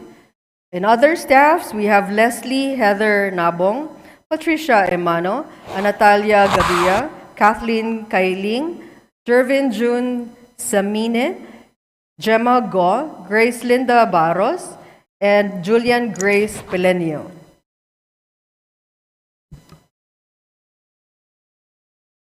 The guests of Misamis Oriental, Congressman Onabia, again the Oro City, Congressman Swan, and Misamis Oriental, Congressman Emano. Welcome to the House of Representatives. Maayong hapon. Majority Leader. Mr. Speaker, I move that we recognize Honorable Gabriel Bordado Jr. of the 3rd District of Camarines Sur for his manifestation. Camarines Sur, Congressman Bordado, you're recognized, sir. You have the floor. Thank you, Mr. Speaker. Mr. Speaker, several months ago, I delivered a privileged speech here at the plenary supporting the leadership of Speaker Martin Romualdez. And once again, I am reiterating this expression of support in the aftermath of Vice President Sara Duterte's devastating meltdown. Speaker Romualdez has been demonstrating the genuine attributes of a great leader, particularly in this season of calamities. Instead of igniting tensions, the Vice President should set a good example by answering the long-standing question about her office's disbursements. It is essential that public funds are managed responsibly, with the needs of the Filipino people at the core of every decision. The public deserves clear answers and transparency, and not amateurish theatrics. Thank you, Mr. Speaker. Maraming salamat, Congressman Bordado of Camarines Sur. Majority Leader, please. Mr. Speaker, today being a Monday and pursuant to the rules of the House of Representatives, I move that we open the privilege hour. There's a motion to open the privilege hour. Any objection? The chair hears none. Privilege hour is therefore open and approved. Majority Leader. Mr. Speaker, I move that we recognize Representative Salvador A. Plato of the 6th District of Bulacan to avail of the privilege hour. 6th District of Bulacan, Congressperson Salvador A. Prieto, you're recognized, sir. Thank Please you, proceed. Mr. Speaker. Thank you, Majority Floor Leader. My dear colleagues, good afternoon.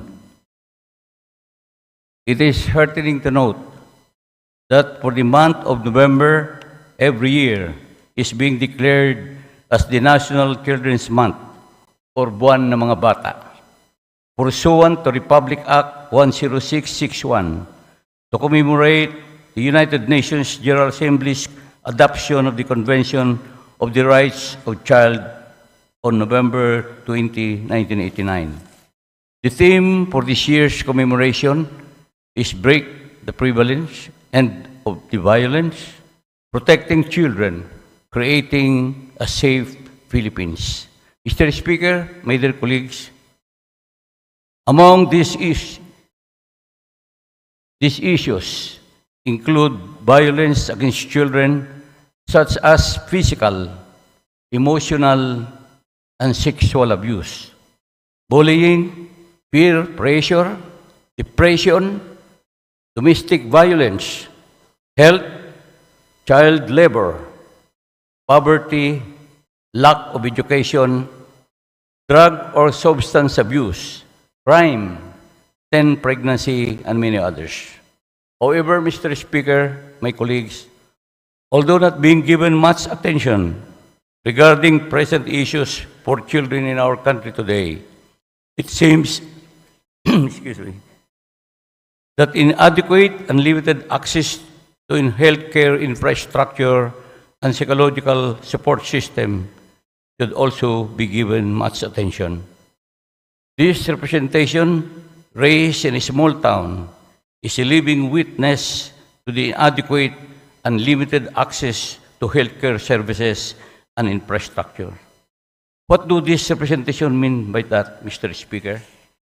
Sa ating bansa, lalong-lalo na sa liblib ng barangay, although there are now the so-called trained barangay health workers, kulang pa rin ang kanilang kasinayan sa pag-detect ng mga disruptive behavior disorders sa ating mga bata, lalong-lalo na sa mga musmus na edad.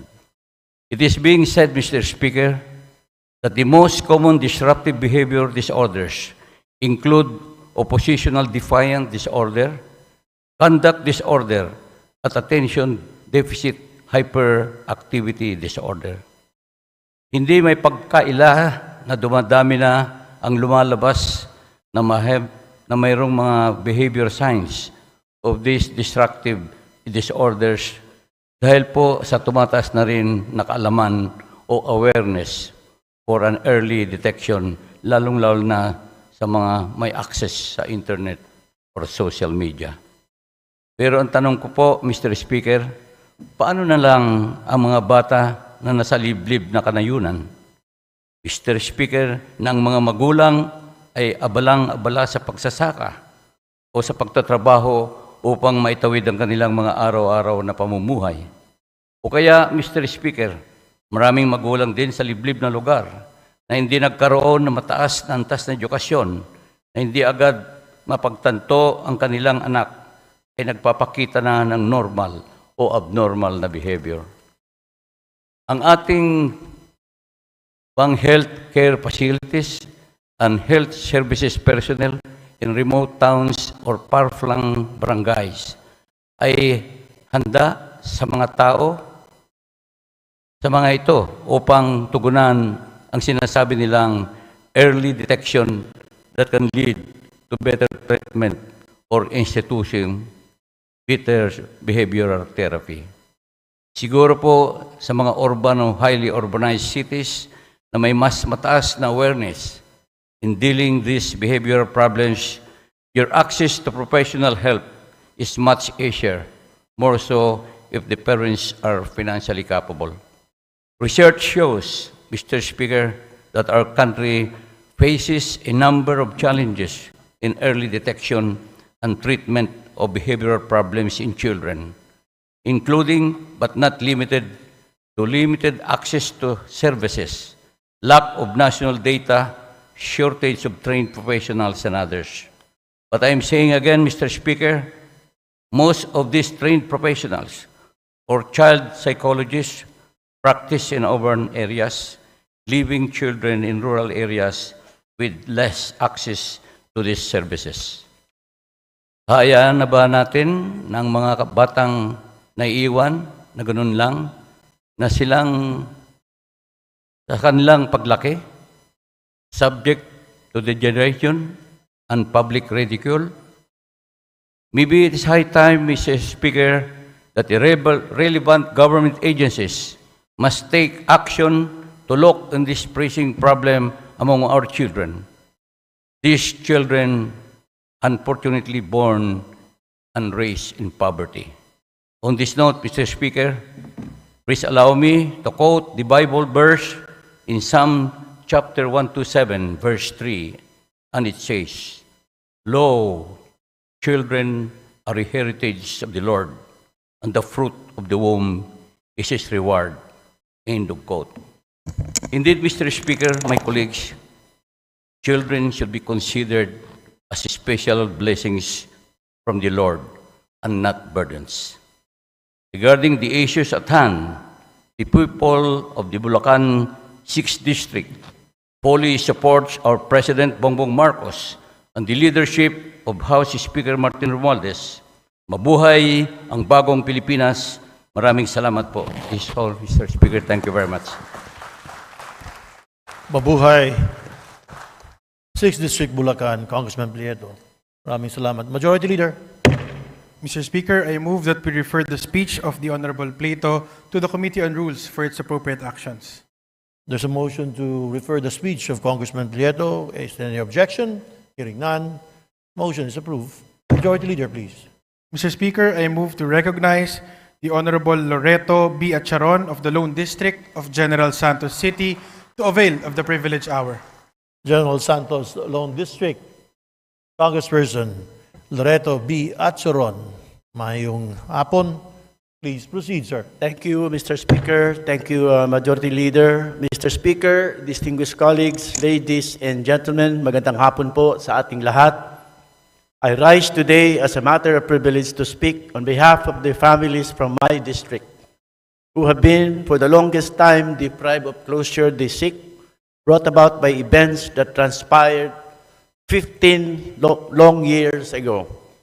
It was a Monday then, and for many among us, the first day of any work week is an ordeal of itself as we make our way from the safety of our homes to our place of work and back.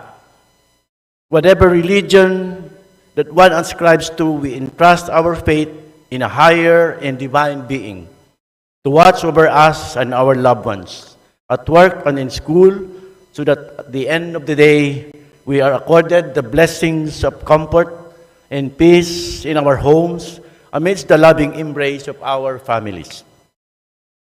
However, for the 58 individuals traveling along a portion of the Cotabato-Isulan Highway on that particular morning of November 23, 2009, the same cannot be true as the day unfolded in horror.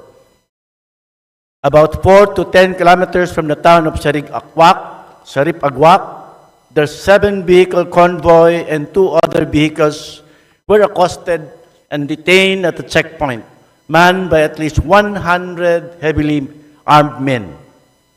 The vehicles were then seized and driven for 2.5 kilometers to a hilly and semi-remote area away from the main road. That was the last time the 58 individuals on board the 9 vehicles were seen alive.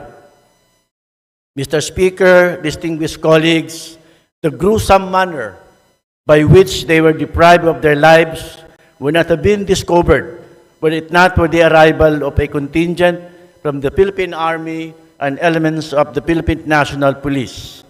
58 unarmed civilians were slaughtered, men and women alike, without distinction, and among them, 32 journalists from various print, radio, and television media, most of whom were from the city of General Santos and the city of Coronadal. The purpose of this message, Mr. Speaker and distinguished colleagues, is not to rehash the details of that infamous day, because the records speak for itself.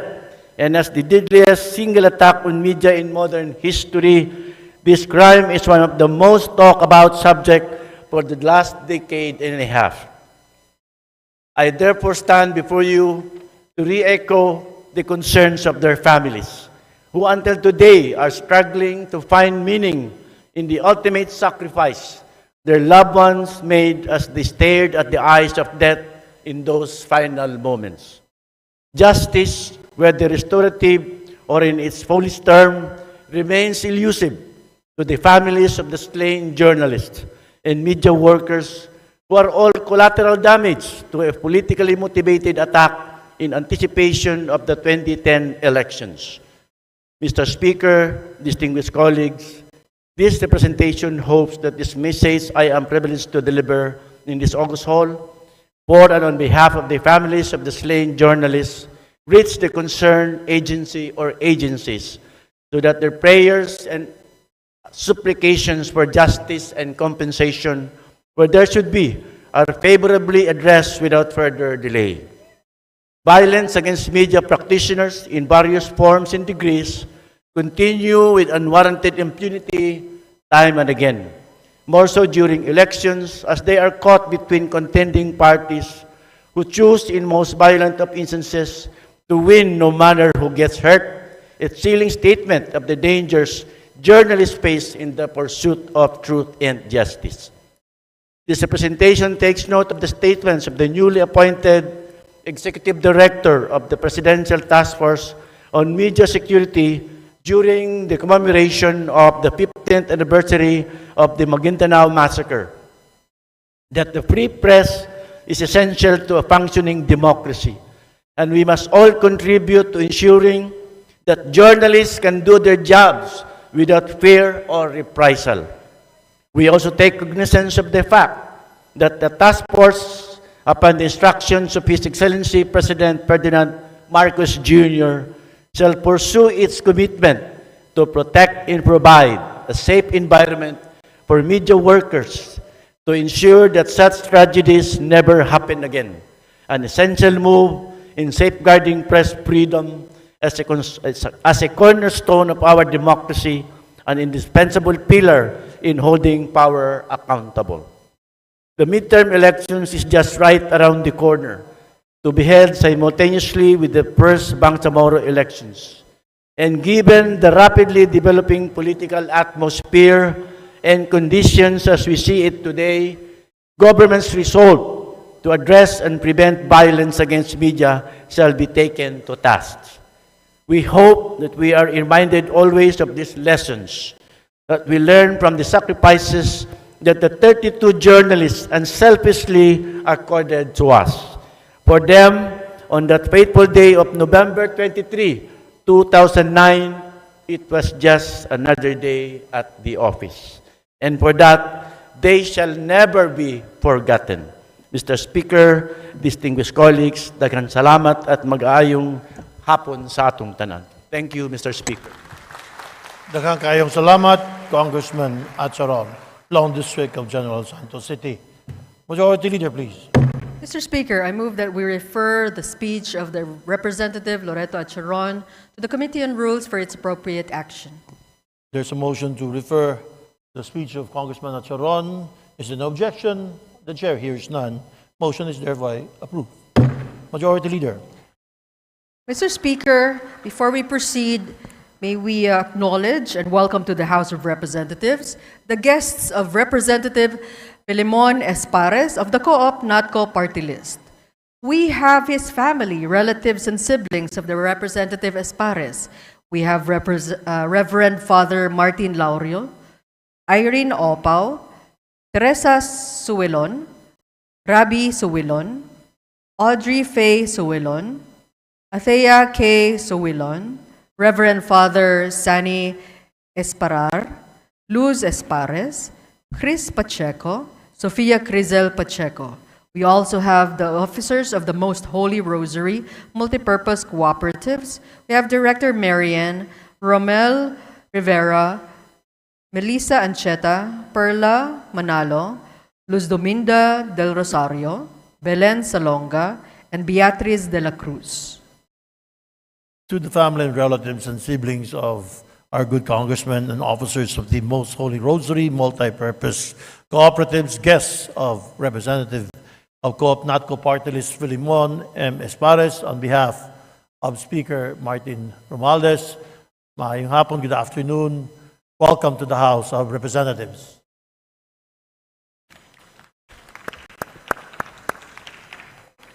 Majority Leader, please. Mr. Speaker, I move that we recognize the Honorable Representative Rosana Ria V. Vergara of the 3rd District of Nueva Ecija to avail of the privilege hour. To the 3rd District, Nueva Ecija, Representative Rosana Ria V. Vergara, you have the floor, ma'am. Please proceed. Thank you, Mr. Speaker. Mr. Speaker, esteemed colleagues, guests, fellow Filipinos, good afternoon. Last week, on November 20, 2024, the whole nation rejoiced when the Office of the President announced that Mary Jane Veloso, an OFW, is finally coming home from Indonesia. Mary Jane is a victim of a drug syndicate who uses Filipinos aspiring for a better life by promising them with supposed better-paying jobs abroad. This momentous development is especially significant to me as Mary Jane is one of my constituents in the 3rd District of Nueva Ecija. She is from Barangay Caudillo in Cabanatuan City. Allow me to tell you her story, a story that is likely similar for many of our OFWs. In 2010, Mary Jane, a poor single mother, was seeking an opportunity to work abroad to be able to provide for her family. She was recruited by her friend, Cristina Serio, to work as a domestic helper in Malaysia. However, after failing to secure a job there, she was told she could find similar employment in Indonesia. On her way to Indonesia, Cristina deceived her into carrying a suitcase that cleverly concealed illegal drugs. 2.6 kilos of heroin was hidden in the lining of the luggage. Mary Jane did not know this because she trusted her friend who gave her the luggage. This led to her arrest for drug trafficking, and despite her innocence, she was convicted in Indonesia. Indonesia's penalty for drug traffickers is death. In 2020, her recruiter, Cristina Serio, was found guilty of illegal recruitment by our local courts and sentenced to life imprisonment. It has been almost 15 years since Mary Jane left the Philippines. In those 15 years, Mary Jane was arrested, imprisoned, convicted, and sitting on death row for 10 years. She was spared in 2015. Following relentless diplomatic negotiations with the government of Indonesia, which started during the administration of the late former President Benigno Aquino Jr. Mary Jane is finally coming home to the Philippines to serve her commutated sentence of life imprisonment.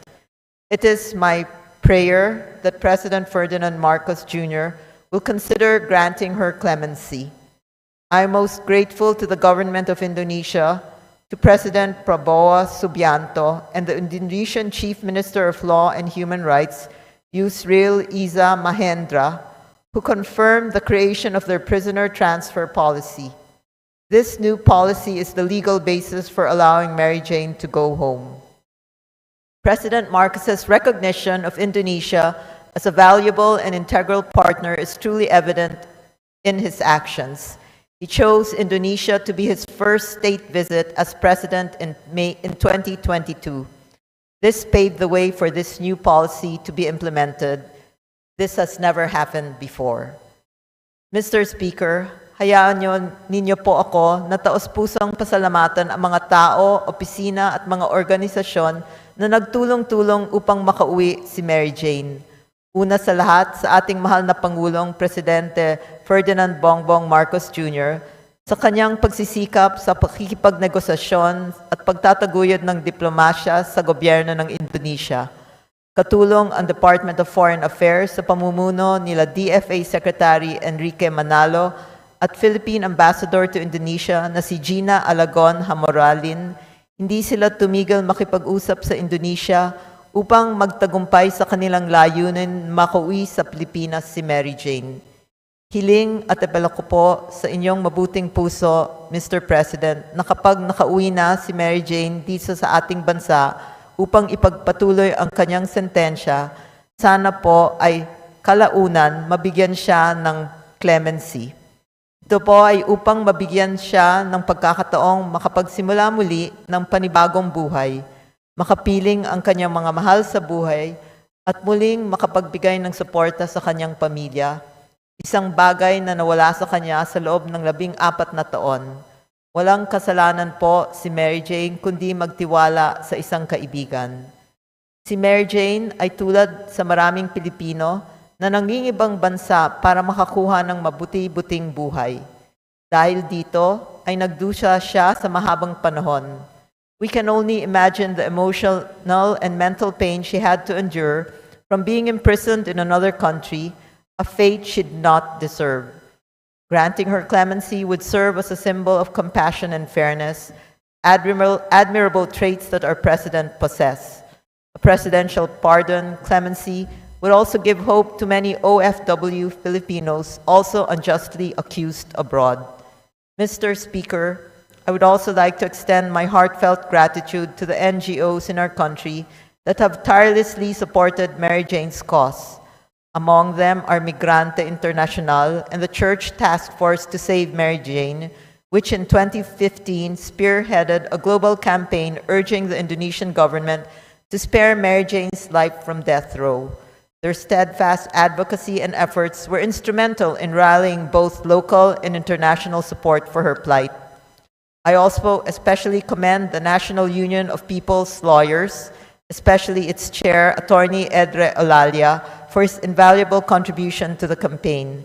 Not only did they lend their voices to the cause, but they also served as pro bono private legal counsel to Mary Jane and her family, ensuring they had the legal representation and moral support throughout this difficult journey.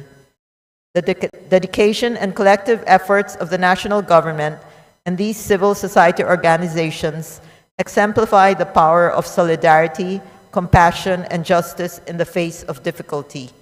Their work towards a common goal has brought hope not only to Mary Jane and her family, but to others who may be similarly situated. No person shall be deprived of life, liberty, or property without due process of law. Mr. Speaker, ito ang right to due process clause ng ating konstitusyon. Kinakatawan nito ang pagpapahalaga ng ating batas sa buhay ng bawat Pilipino. Ito ang dahilan kung bakit ang mga taong naakusahan ng kasong kriminal ay kinakailangan dumaan muna sa masusing investigasyon at paglilitis sa korte upang patunayan kung siya'y tunay nagkasala. Sa batas natin, lahat ng tao ay innocent until proven guilty. Lahat ng akusado ay dapat dumaan sa due process. Kinalulungkot natin na maraming tao ang napagkaitan ng kanilang right to due process sa nangyaring war on drugs campaign noong nakaraang administrasyon, kung saan maraming naging alegasyon ng EJ case laban sa ating mga kapulisan at mga vigilante. Naisiwalat nga sa mga nakaraang Quad Committee proceedings na halos lahat ng biktima ng EJK ay mula sa pinakamahirap na sektor ng lipunan. Sila ay kinitila ng buhay dahil lamang sa alegasyon ng pagtutulak o paggamit ng droga. Pinatay sila na hindi man lang nabigyan ng pagkakataon na ipagtanggol ang kanilang mga sarili sa korte at ilabas ang kanilang bersyon ng katotohanan. Hindi sila kasing swerte ni Mary Jane na tunay na pinahahalagahan ang buhay. Ang war on drugs ay tila naging isang band-aid solution na lumabag sa human rights ng maraming tao, kung saan pinalabas ng dating administrasyon na tanging illegal drugs ang biggest threat sa safety at security ng ating bansa, na ang mga drug addicts at pushers ay salot sa lipunan at wala ng pag-asang magbago, kaya dapat patayin na lang. Naging matagumpay na mapaniwala ang maraming tao, lalo na ang mga Mahihirap dahil bumenta sa kanila ang estilo ng ating dating Pangulong Duterte. Pananalita na makamasa, mapagbiro, na may halong diin at tapang. Epektibo ang matapang na leader na may malasakit. Tapang at malasakit. Ang nangyaring war on drugs ay tinaguriang anti-poor dahil ang tinatarget lamang nito ay ang mga mahihirap at small-time drug pushers at users. Habang ang mga big-time drug lords ay malayang nakakapagpatuloy ng kanilang iligal na kalakaran at gawain. Ang sisi tuloy ay napunta sa mga mahihirap. Poor people do not choose to be poor. Madalas, biktima lamang sila ng realidad na hindi lahat ng tao ay pinapanganak sa marangyang sitwasyon at hindi lahat ay pinapalad na makatakas sa masalimuot, sa siklo at sa linlahi ng kahirapan. Masakit man isiping, ngunit ito ang tunay na sitwasyon ng ating lipunan, na minsan dahil sa hirap ng buhay, ang ilan ay naliligaw ng landas at napupunta sa pagtutulak ng droga upang mabuhay, dahil na rin sa kawalan ng oportunidad na makapagtrabaho na problema din ng ating bansa. Kaugnay dito ang istorya ni Mary Jane Veloso ay isang makapangyarihang paalala ng halaga ng bawat buhay ng tao. Ang kwento ni Mary Jane na sinubaybayan hindi lamang ng buong bansa kundi pati rin ng buong mundo. Whoever saves one life saves the world entire. A quote from the Talmud, the Jewish law. I remember first hearing these words from the movie Schindler's List. Si Mary Jane ay isang buhay lamang, ngunit pinaglaban ito ng ating gobyerno, simulan ng administrasyon ng dating Pangulong Aquino, ipinagpatuloy ng maraming lokal at internasyonal na organisasyon, at ngayon na isakatuparan ang pangarap na makauwi sa Pilipinas si Mary Jane Veloso sa kasalukuyang administrasyon ng ating Pangulong Ferdinand Bongbong Marcos. Dahil naniniwala po siya, katulad namin, na ang bawat buhay, iisa man yan, ilang daan o ilang libo, ay karapat-dapat na ipaglaban at iligtas. Dahil sa batas ng Diyos at sa batas ng tao, ang bawat buhay ay mahalaga. Muli, maraming salamat Pangulong Bongbong Marcos sa pagpapahalaga sa buhay ni Mary Jane Veloso. Kayo po ay huwaran na Pangulo. May God continue to bless, protect, and guide you. I truly believe that the hand of God, Allah, has been at work in all of this. Magandang hapon po sa ating lahat. Thank you, Mr. Speaker. Maraming salamat at magandang hapon. 3rd District, Nueva Ecija, Congresswoman Vergara. Majority Leader, please. Mr. Speaker, I move that we refer the speech of the Honorable Vergara to the Committee on Rules for its appropriate action. There's a motion to refer the speech of Congresswoman Vergara to the Committee on Rules. Any objection? There hears none. Motion is thereby approved. Majority Leader, please. Mr. Speaker, I move that we recognize the Honorable Representative Florida Reader P. Robes of the Lone District of San Jose del Monte City to avail of the privilege hour. Lone District, San Jose del Monte, Representative Florida Rida P. Robes. You have the floor, ma'am. Please proceed. Thank you so much, Mr. Speaker, and of course, Majority Floor Leader. To my colleagues in this august chamber, ladies and gentlemen, good afternoon. I rise in front of you today on a tragic matter that is also an opportunity for us to realign and focus our priorities on environmental protection, climate change adaptation, and disaster risk reduction and mitigation. We have learned and often hear how our country, the Philippines, is one of the most vulnerable countries to the natural disasters. According to Climate Change Knowledge Portal, since 1990, the country experienced around 565 floodings, cyclones, earthquakes, tsunamis, and landslides, costing around $23 billion in damages. Additionally, because of our location in the northwestern Pacific Basin, we are particularly prone to cyclones with an average of 20 typhoons per year that enters the Philippines, area of responsibility. On July 2024, Typhoon Karina affected more than 1 million families in regions 1, 2, 3, 5, 6, 7, 10, Calabarzon, Mimaropa, and the NCR.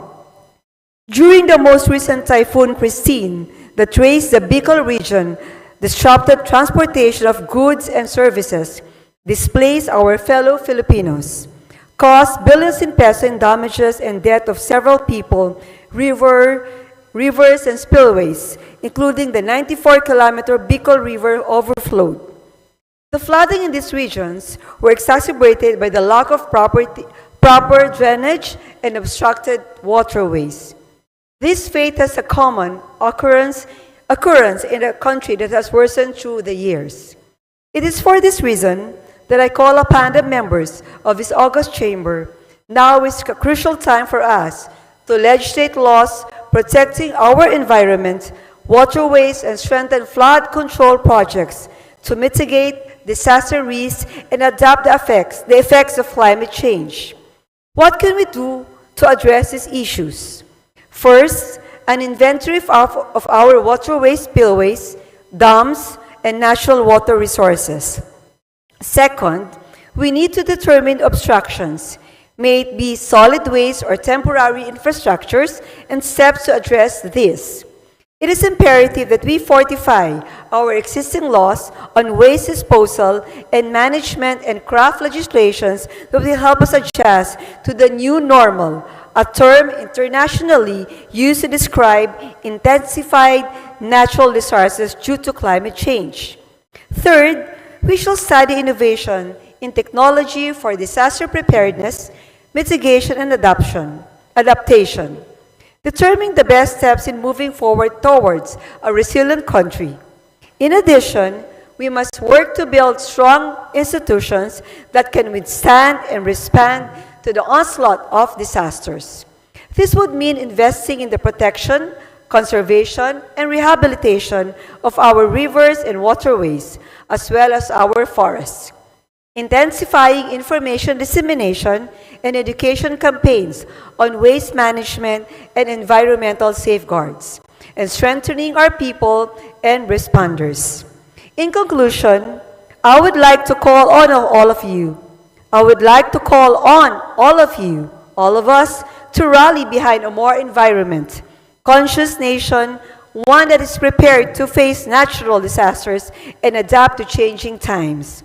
Let us commit ourselves to building a ready and resilient society. Thank you, and a blessed good afternoon to all of us. Maraming salamat, Congressperson Romualdez of the Lone District of San Jose del Monte City. Majority Leader. Mr. Speaker, I move that we refer the speech of the Honorable Romualdez to the Committee on Rules for its appropriate action. There's a motion to refer the said speech of Congressperson Romualdez. Any objection? Hearing none, motion is approved. Majority Leader, please. Mr. Speaker, I move that we recognize the Honorable Representative Zia Alonto Adyong of the 1st District of Lanao del Sur to avail of the privilege hour. Congressperson Adyong of Lanao del Sur, 1st District, you're recognized, sir. Please proceed. Thank you, Majority Leader. All praise is due to Allah, the sovereign creator of the universe, the God of no equal. Peace and blessings be upon the last messenger of God, the seal of the Prophet, Prophet Muhammad sallallahu alaihi wasallam. Mr. Speaker, esteemed colleagues, I stand before you today as the representative of the 1st District of Lanao del Sur. I carry with me the weight of a region that has seen the devastation of war and conflict. I speak not only as a legislator, but as someone who has witnessed firsthand the horrors of destruction during the Marawi siege in 2017, where I served as spokesperson of the Provincial Crisis Management Committee and lead the humanitarian response operation of the province. The scars of the conflict, Mr. Speaker, remain etched in the hearts of our people, reminding us the urgent and profound need for lasting peace and true justice in the Bangsamoro region. Mr. Speaker, let me begin by expressing my heartfelt gratitude to Speaker Ferdinand Martin Romualdez and the esteemed members of the House delegation to the Comparative Learning Exchange hosted by Conciliation Resources and the Irish government, who joined this transformative journey. The delegation was being led by Deputy Speaker Yasser Alonto Balindong of Lanao del Sur 2nd District, Representative Joselito Joel S. Sakdalan of Cotabato's 1st District, and Representative Muner N. Arbison Jr. of Sulu 2nd District as member of the delegation. Mr. Speaker, their dedication and insights have been invaluable as we collectively seek pathways to peace and progress for our constituents in our nation. Their presence demonstrated the unity and resolve of the Philippine Congress in addressing the complex challenges of peace building. Mr. Speaker, esteemed colleagues, on the first day of our official itinerary, we began in London with two insightful meetings at the Foreign Commonwealth, the Development Office, or FCDO, in Westminster. The discussion offered a deeper understanding of the lessons and challenges from the North Ireland's journey to peace, providing invaluable parallels to the Bangsamoro context. Chris Flatt, the director of the Northern Ireland Office for Legacy, Public Services, and Economic Growth, shared his extensive experience in handling the aftermath of the Good Friday Agreement, including challenges with transitional justice, constitutional and electoral laws, and national security. He candidly discussed the missteps in addressing transnational justice and the lingering mental health issues among combatants, emphasizing the importance of incorporating these aspects into post-conflict recovery. I shared narratives from the Bangsamoro struggle, highlighting our peace agreements and the establishment of autonomous governance, drawing connections between our respective regions' aspirations for lasting peace and development. In a subsequent meeting, Mr. Speaker, we engaged with St. John Gould, Deputy Director of the Conflict Resolution Department under the Office for Conflict Stabilization and Mediation, or under the Office for Conflict Stabilization and Mediation, or OCSM. Mr. Speaker, the discussion centered on the delicate balance between justice and reconciliation, particularly concerning the prosecution of rebel returnees under the revised penal code and the grant of amnesty as part of peace agreements. This dialogue was especially relevant given the ongoing political aspirations of former combatants seeking political aspirations in the Bangsamoro region, Mr. Speaker. These exchanges underscored the complexities of conflict resolution, emphasizing the need for inclusive policies that not only uphold the rule of law, but also honor the commitments made in peace agreements to foster stability and trust. Our recent learning exchange in Belfast, north of Ireland, and Dublin in Ireland brought to light lessons that resonate deeply with the challenges and aspirations of the Bangsamoro.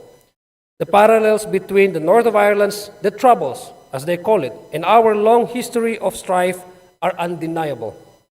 The shared stories of struggle, resilience, and the eventual reconciliation offer a roadmap that we, in the Bangsamoro, can draw upon as we continue our journey towards peace. We are beyond grateful to the Conciliation Resources for this historic opportunity and privilege. It was indeed an honor as our delegated spokesperson to share how closely Ireland's troubles mirror with the Bangsamoro's historic struggles and the Philippines' long road to peace and justice. In Belfast, Mr. Speaker, we stood in the shadow of the Europa Hotel, a structure that endured countless bombings during the Troubles, quote unquote. It serves as a poignant symbol of a city's resilience amidst decades of violent conflict. Like in Marawi, Mr. Speaker, Belfast bore the brunt of war, its people displaced, its communities divided. Yet it also embodies hope, a testament to what can be achieved when conflicting parties choose dialogue over division and compromise over confrontation. Our discussions with the parliamentarians and ambassadors of North of Ireland brought to life the enduring legacy of the 1998 Good Friday Agreement, a historic accord that remains a beacon of hope over 2 decades since its signing. The determination to fully implement all its provisions is still palpable. It resonates in their voices and radiates from their eyes, a confidence rooted in their collective decision to end violence and embrace dialogue. The agreement was built on intentionality, where all parties agreed that violence must stop and reconciliation must begin. It emphasized the power of open communication, requiring immense patience patience to set aside pain and grievances, and the conscious use of language to heal rather than divide.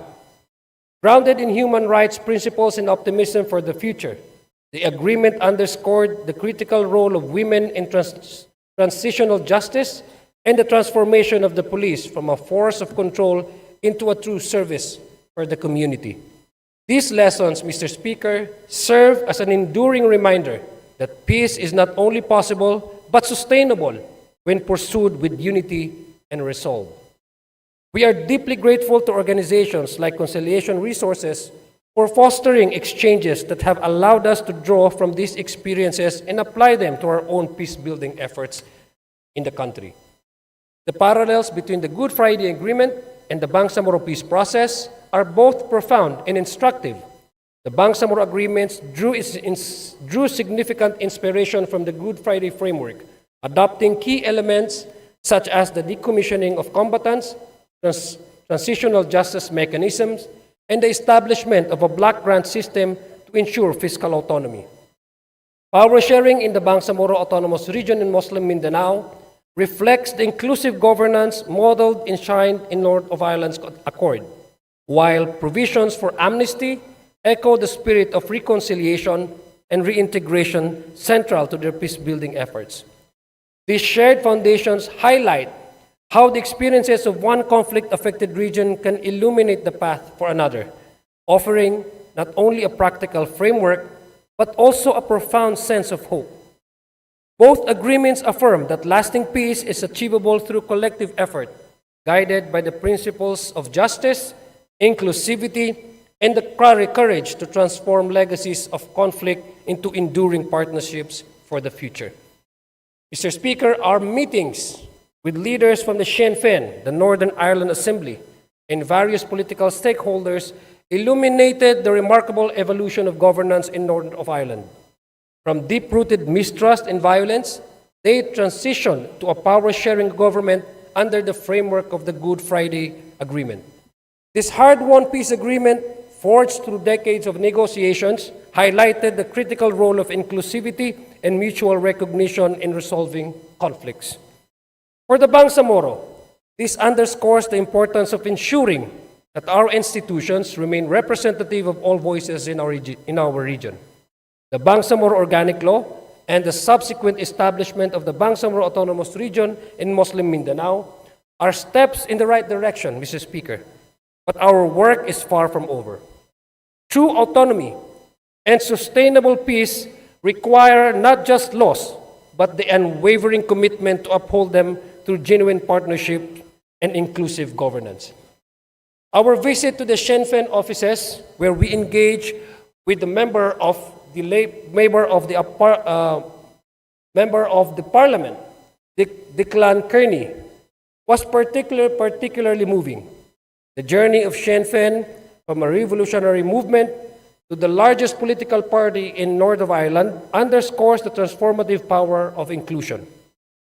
Declan Kearney shared stories of former revolutionaries who, through the Good Friday Agreement, transitioned from the margins to the mainstream, becoming key architects of North of Ireland's governance. This is a lesson we must take to heart, Mr. Speaker. In the Bangsamoro, achieving peace is not merely about disarmament or political agreements. It is about addressing the roots of marginalization and ensuring that former combatants, indigenous communities, and marginalized sectors are fully integrated into the political, social, and economic fabric of the region. Justice, too, must be central to this process. As we learned in North of Ireland, justice is not just about retribution, but also recognition, acknowledging that pain of those who suffered and ensuring that systems are in place to prevent such suffering from recurring. In the Bangsamoro region, Mr. Speaker, this means continuing to support mechanisms like the Transitional Justice and Reconciliation Commission, which aim to heal the wounds of the past while laying the foundation for a more equitable future. Our engagement in Dublin, with leaders like Bertie Ahern, former Taoiseach of Ireland, emphasized the importance of robust institutions in maintaining peace. The Good Friday Agreement did not just end the violence, It created systems of governance that ensure accountability, representation, and collaboration. In the Bangsamoro, we must strengthen the institutions established under the BARM. This includes enhancing the capacity of the Bangsamoro Parliament, ensuring that justice systems are accessible and fair, and fostering economic opportunities that uplift all communities. We must also learn from the political shifts in the north of Ireland, where coalition building and power sharing have become the norm.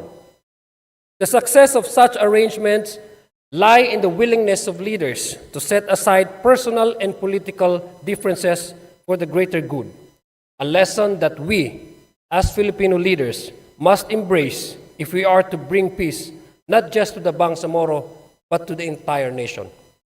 Mr. Speaker, the devastation of Marawi reminds us of the price of conflict, but the stories of Belfast and Dublin reminds us of the promise of peace. Achieving lasting peace and true justice in the Bangsamoro is not just a dream, it is a responsibility, a legacy we must leave for future generations. As I conclude, Mr. Speaker, we also extend our sincerest appreciation to the Irish government for their warm hospitality and for sharing their wealth of experience in peace building. Special thanks to Conor Prasad, Deputy Director of Ireland Peace and Stability Unit, for the Dublin leg of our exchange, and to Avila Kilmore from the Social Change Institute for her guidance during the Belfast leg. To Conciliation Resources under the leadership of Jonathan Cohen, with the support of Sharon O'Toole, and to our tireless facilitator, Attorney Sharif Salik, along with the dedicated staff, Kate, Bianca, and Patch. Your unwavering support made this learning exchange not only possible, but profoundly impactful. Your commitment to fostering dialogue and understanding will forever be a part of our journey toward peace. Mr. Speaker, let us draw strength from the resilience of our people, learn from the experience of others, and commit ourselves to the arduous but rewarding task of building a Bangsamoro defined not by its struggles, but by its triumphs. Maayong hapon kaninyong tanan. Assalamu alaikum wa rahmatullahi ta'ala wa barakatuh. Marami pong salamat, Mr. Speaker. Maayong hapon for that. Congressman Adyong from the 1st District of Lanao del Sur, Sukran. Majority Leader. Mr. Speaker, I move that we refer the speech of the Honorable Z. Alonto Adyong to the Committee on Rules for its appropriate action. There is a motion to refer the privileged speech of Congressman Adyong to the Committee on Rules. Any objection? The chair hears none. Motion is thereby approved. Majority Leader, please. Mr. Speaker, I move that we recognize the Honorable Representative Percival V. Sendanya of the Akbayan Party List to avail of the privilege hour. Party List Akbayan, Congressman or Representative Percival V. Sendanya, you have the floor, sir. Please proceed. Mr. Speaker, my dear colleagues, good afternoon. This November, we celebrate Children's Month. And as we wrap up, we are ushering another equally important day for the Filipino youth. On the 1st of December is the International World AIDS Day. We made a commitment, Mr. Speaker, my dear colleagues, as a signatory to the political declaration on HIV and AIDS. We pledge to end AIDS by 2030. We made a commitment, Mr. Speaker, my dear colleagues, as important as it is for every Filipino, especially among the young.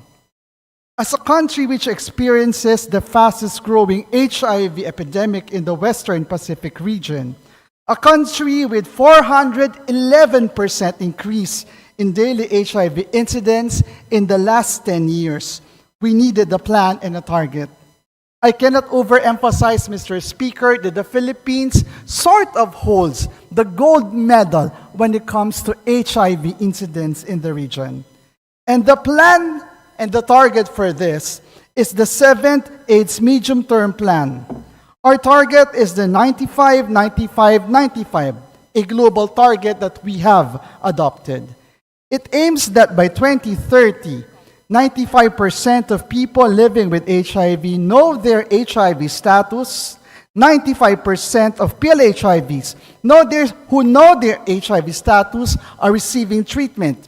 And 95% of PLHIV on treatment have suppressed their viral load so that their immune system remains strong and the likelihood of their infection being passed on is greatly reduced.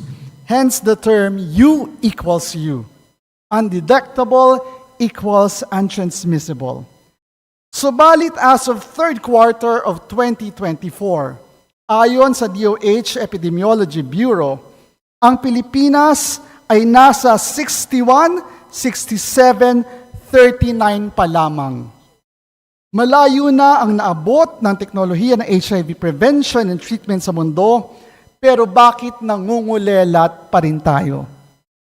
This is not to say that we have not made progress.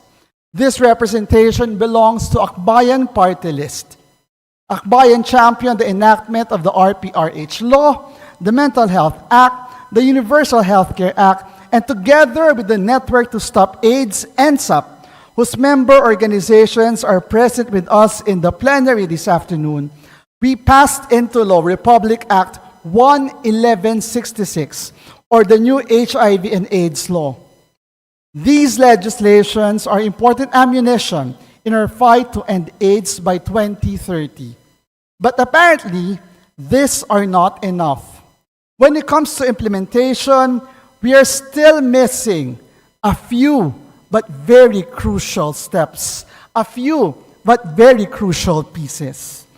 According to the latest HIV and AIDS surveillance in the Philippines, of the newly diagnosed people living with HIV, 80% are 15 to 34 years old. Data shows pabata ang nagkaka-HIV sa Pilipinas.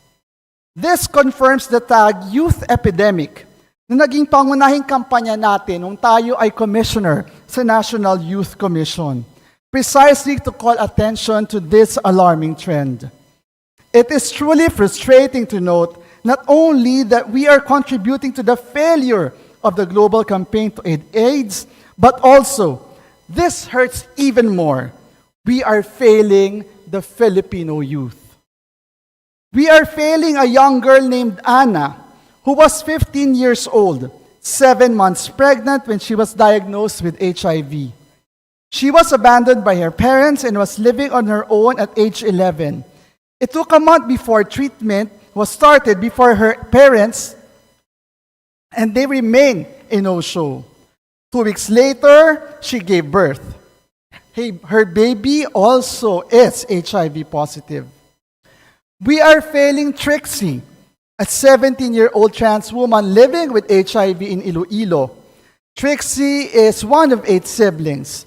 Despite being diligent students, Trixie needed to stop school simply because her family could no longer afford it. When Trixie started feeling body pains, coughs, and colds, and began spitting and defecating blood, she remained silent for 2 months. She didn't want her parents to know for fear they would disown her. Trixie did not learn anything about HIV in school. She could not get treatment initially on account of her young age.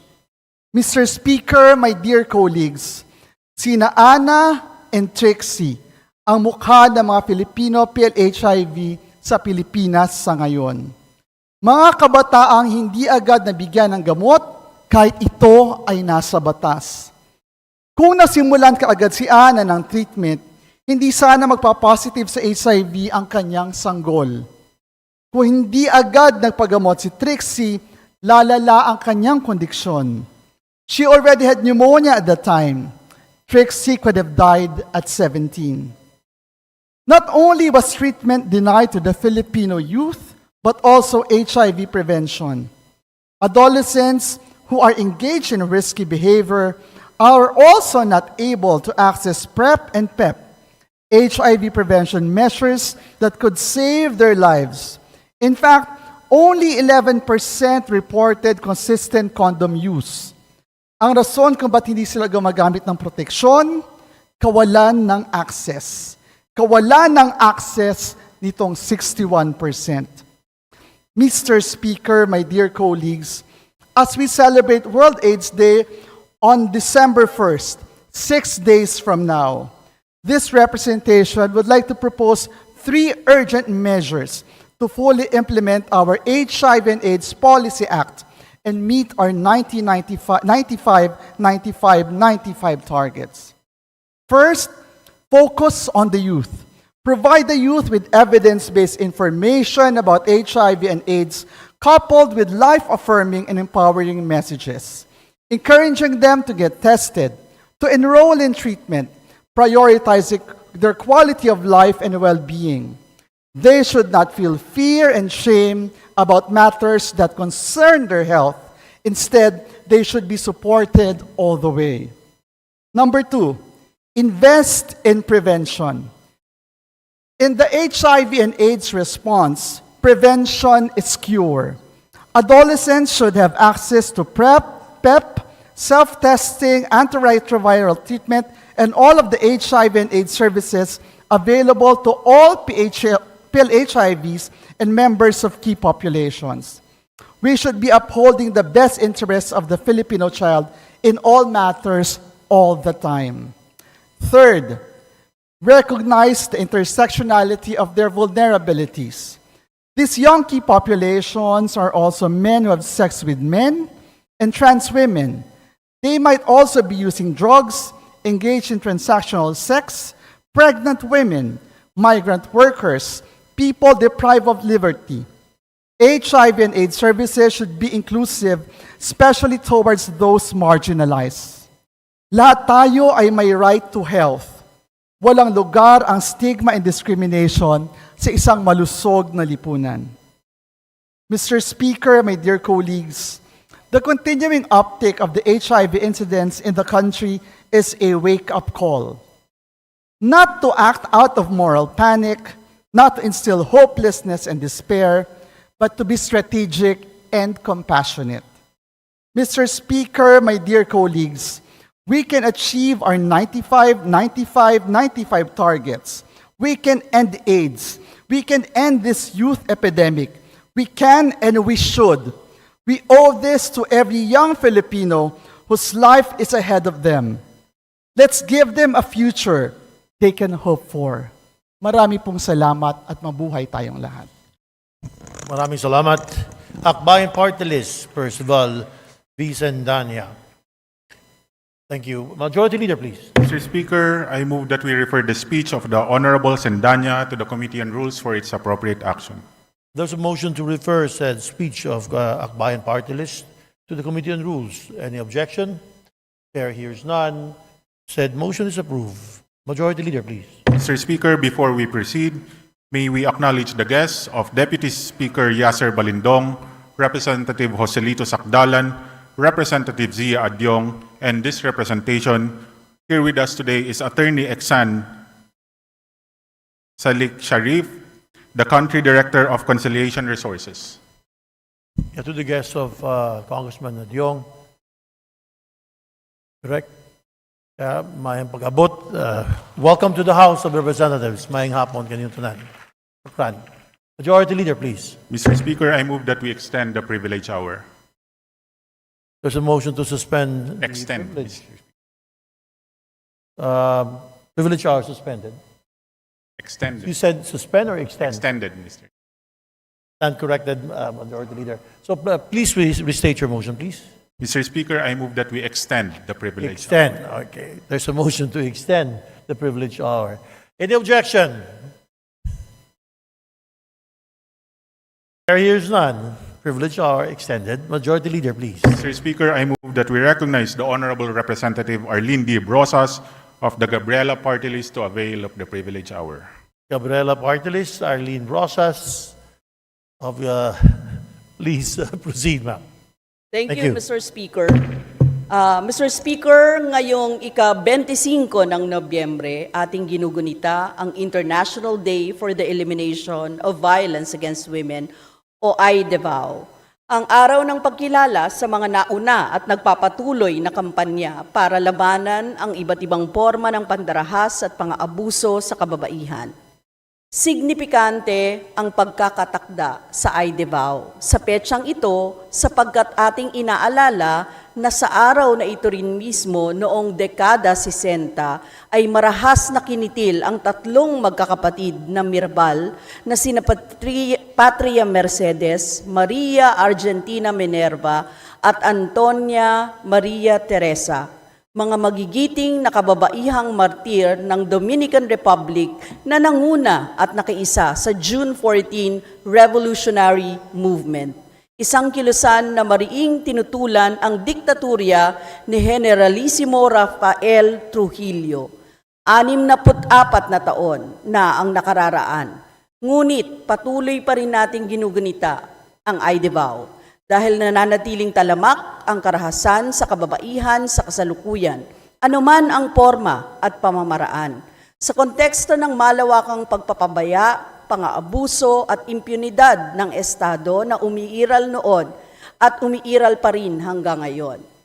Matutunghayan ito sa mismong tala ng PNP Crime Incident Reporting and Analysis System or PNP SIRAS na nag-ulat ng 19,635 kaso ng karahasan sa kababaihan at mga bata sa unang 8 buwan ng taong 2023.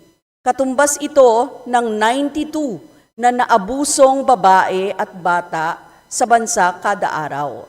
At sa patuloy na pagbibilang sa mga kaso ng pang-aabuso sa nalalabing araw ng taong 2024, mayroon nang naitala ang Women and Children Protection Unit statistics ng Child Protection Network na 13,942 violence against women and children cases. Mula pisikal, sexual at psikolohikal na pang-aabuso, sextortion, online sexual abuse and exploitation of children, trafficking, at iba pang mga forma nito. Kaugnay nito, lubhang nakakaalarma na taon-taon nang lumalabas sa VAO reports ng PNP na nangunguna sa listahan ng mga krimen sa kababaihan ang panggagahasa, na kung saan 1,610 o 76% ng 2,114 na kaso nito sa unang kwarto ng 2023 ay child rape. At kalakhan sa mga sospek ay mismong kakilala o kaanak ng mga biktima.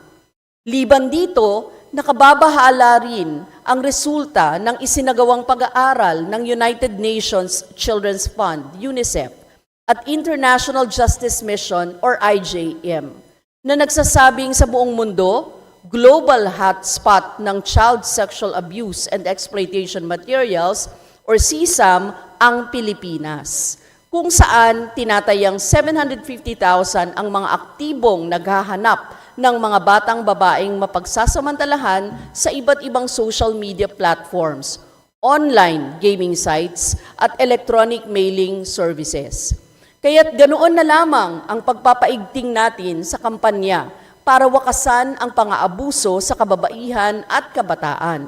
Patuloy ang ating pagpapanawagang madinig at maipasa ang mga panukalang batas at resolusyon kagaya ng divorce bill na inaasahang magbibigay daan sa mga natatali sa abusive marital relations na makaalpas mula rito at ang House Bill 401 na naghahain ng ilang mahahalagang amendments sa anti-rape law at revised penal code gaya ng pagpapalawig sa definisyon ng consent at pagpapataw ng mas mabibigat na parusa at pananagutan sa mga may sala, higit lalo sa mga unipormado at nasa katungkulan.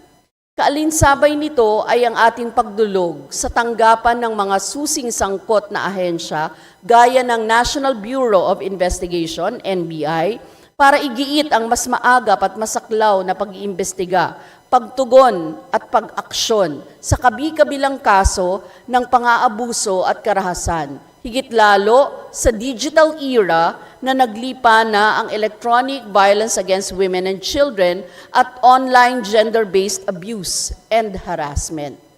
Mr. Speaker, sa kaibuturan ng lahat ng ito, nakaugat ang vulnerabilidad ng kababaihan at kabataan sa abuso at karahasan sa ekonomikong kontekstong kanilang kinalalagyan.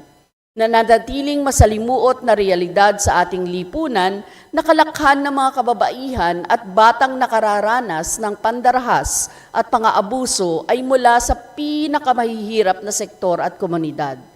Matingkad ang manifestasyon nito sa mundo ng paggawa, kung saan ayon sa ulat ng Center for Women's Resources, mayorya sa 2.275863 milyong kababaihang manggagawa sa taong 2022 ay rank and file workers o mga ordinaryong manggagawa na hindi tumatangan ng supervisory at managerial roles, kung saan 20.12% ay hindi regular at 71.8% o 7 sa bawat 10 ng mga manggagawang ito ay nasa sektor ng serbisyo.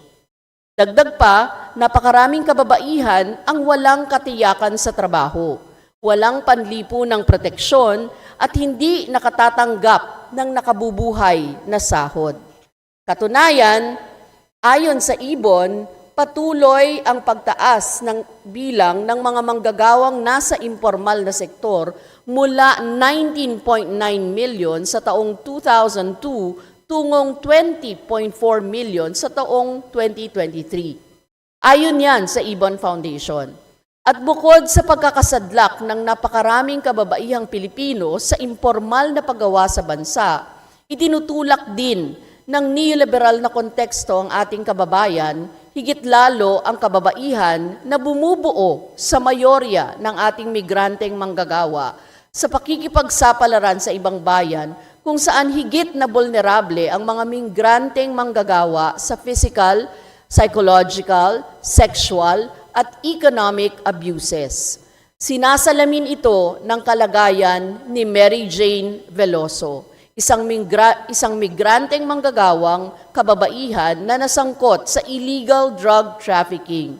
Pinatawan si Mary Jane ng parusang kamatayan sa kabila ng kawalan ng makatarungang paglilitis at malinaw na indikasyon na siya ay biktima ng illegal drug trade at trafficking. Mula noon, walang humpay na ipinanawagan ng Gabriela Women's Party at iba pang kilusang kababaihan, migrante at manggagawa ang mariing pagtutol sa parusang kamatayan na ipinataw sa kanya.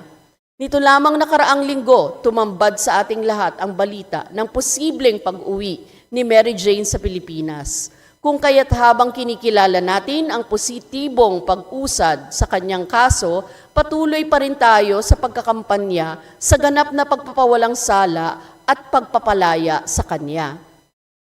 Matutunghayan mula sa mga kasong nabanggit na bunsod ng vulnerableng posisyon ng kababaihan sa mundo ng paggawa, kung saan itinuturing sila at ang kanilang lakas paggawa bilang kalakal at patuloy silang nasasadlak sa malalang power imbalances, mapaniil na work arrangements at malawakang kawalan ng proteksyon. Mula recruitment hanggang employment, nagiging vulnerable rin ang kababaihan sa iba't ibang forma ng pananamantala.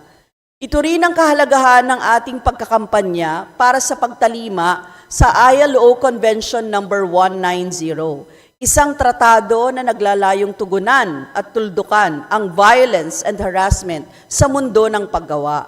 Bagaman matagumpay na niratipika ang dokumentong ito, buhat na rin ng pagsusulong ng iba't ibang organisasyon ng kababaihan at manggagawa at mga miyembro ng parlamentaryo. Ating ipinagpapatuloy ang paggigiit at pagtitiyak sa maayos na implementasyon nito.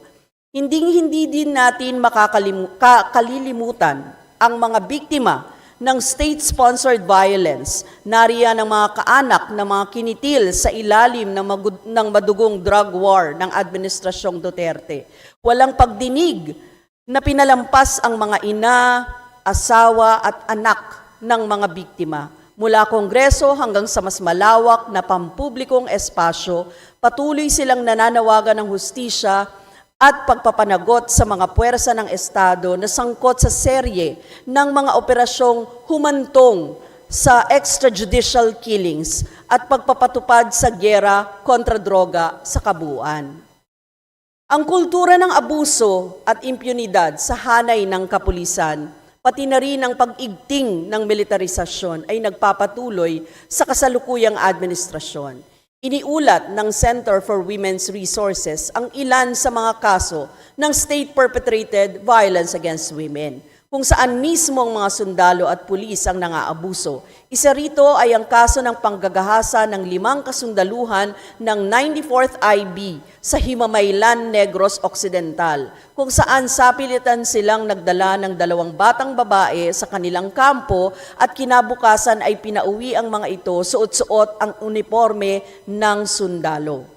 Sa syudad naman ng Davao, mayroon ding naitalang kaso ng pangahalay sa isang 10 taong gulang na babae kung saan ang itinuturo na may sala ay miyembro ng Citizen Armed Force Geographical Unit o CAFGU ng Davao City. Samantala, isang 19 na taong gulang na babae naman ang naging biktima ng gang rape noong ika-23 ng Mayo taong 2023 sa Cebu, kung saan sinasabing ang mga perpetrator ay 5 miyembro ng PNP. At sa kasaysayan ng pag-igting ng militarisasyon at agresyon, ang sektor ng kababaihan ang pinaka-vulnerable sa karahasan. Kahapon lamang, binawian na ng buhay si Lola Estelita D., isang comfort woman na biktima ng military sexual slavery sa pananakop ng imperialistang Japan. Si Lola Estelita ay aktibong kumilos sa Lila, Pilipina at hanggang sa huli niyang hininga ay nanawagan para sa reparasyon at kapayapaang nakabatay sa katarungan. Kaya, Mr. Speaker, maglaan tayo ng ilang segundong katahimikan para kay Lola Estelita.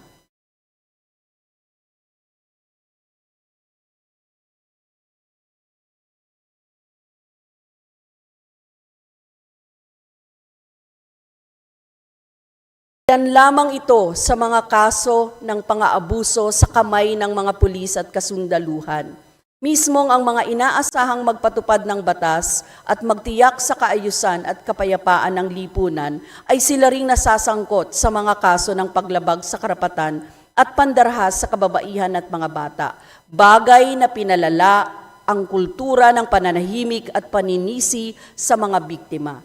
Sa kabila ng lahat ng ito, isinisiwalat ng panukalang pambansang budget na prioridad pa rin ang kasalukuyang administrasyon ang paglalaan ng napakalaking pondo para sa depensa at militar, habang gamumo ang alokasyon para sa panlipunang serbisyo, paglikha ng permanenteng trabaho at tinapyasan pa ang pondo para sa kalusugan ng kababaihan. Sa kabuuan, hanggat mulat na ipinagkakait ng gobyerno ang katarungan para sa mga biktima ng pang-aabuso at karahasan batay sa kasarian at namamayagpag ang kultura ng kapabayaan at impunidad ng Estado, magpapatuloy ang esensya ng paggunita sa International Day on the Elimination of Violence Against Women at ang inaalala nitong makasaysayang pakikibaka ng magkakapatid na Mirabal. Liban sa paglalayong wakasan ang iba't ibang forma ng karahasan batay sa kasarian, nais din nating tuldukan ang kapabayaan at pananamantala ng mga puwersa ng Estado. Sa diwang ito, nagpapatuloy ang Gabriela Women's Party, katuwang ang malawak na hanay ng kababaihan at mamamayang Pilipino sa sama-samang pagsusulong ng ligtas na lipunan para sa kababaihan at mga bata. Isang lipunan kung saan malaya sa anumang forma ng karahasan ang bawat babae, bata at mamamayan. Isang lipunang papawiin ang malalim na salik na nagpapanatili sa kultura ng karahasan, sa kababaihan at iba pang vulnerableng kasarian. Ang malawakang kahirapan, kawalan ng disente at ligtas na trabaho, kawalan ng nakabubuhay na sahod, inekwalidad at impunidad na umiiral sa lipunan. Mabuhay ang kababaihang patuloy na lumalaban. Maraming salamat, Mr. Speaker.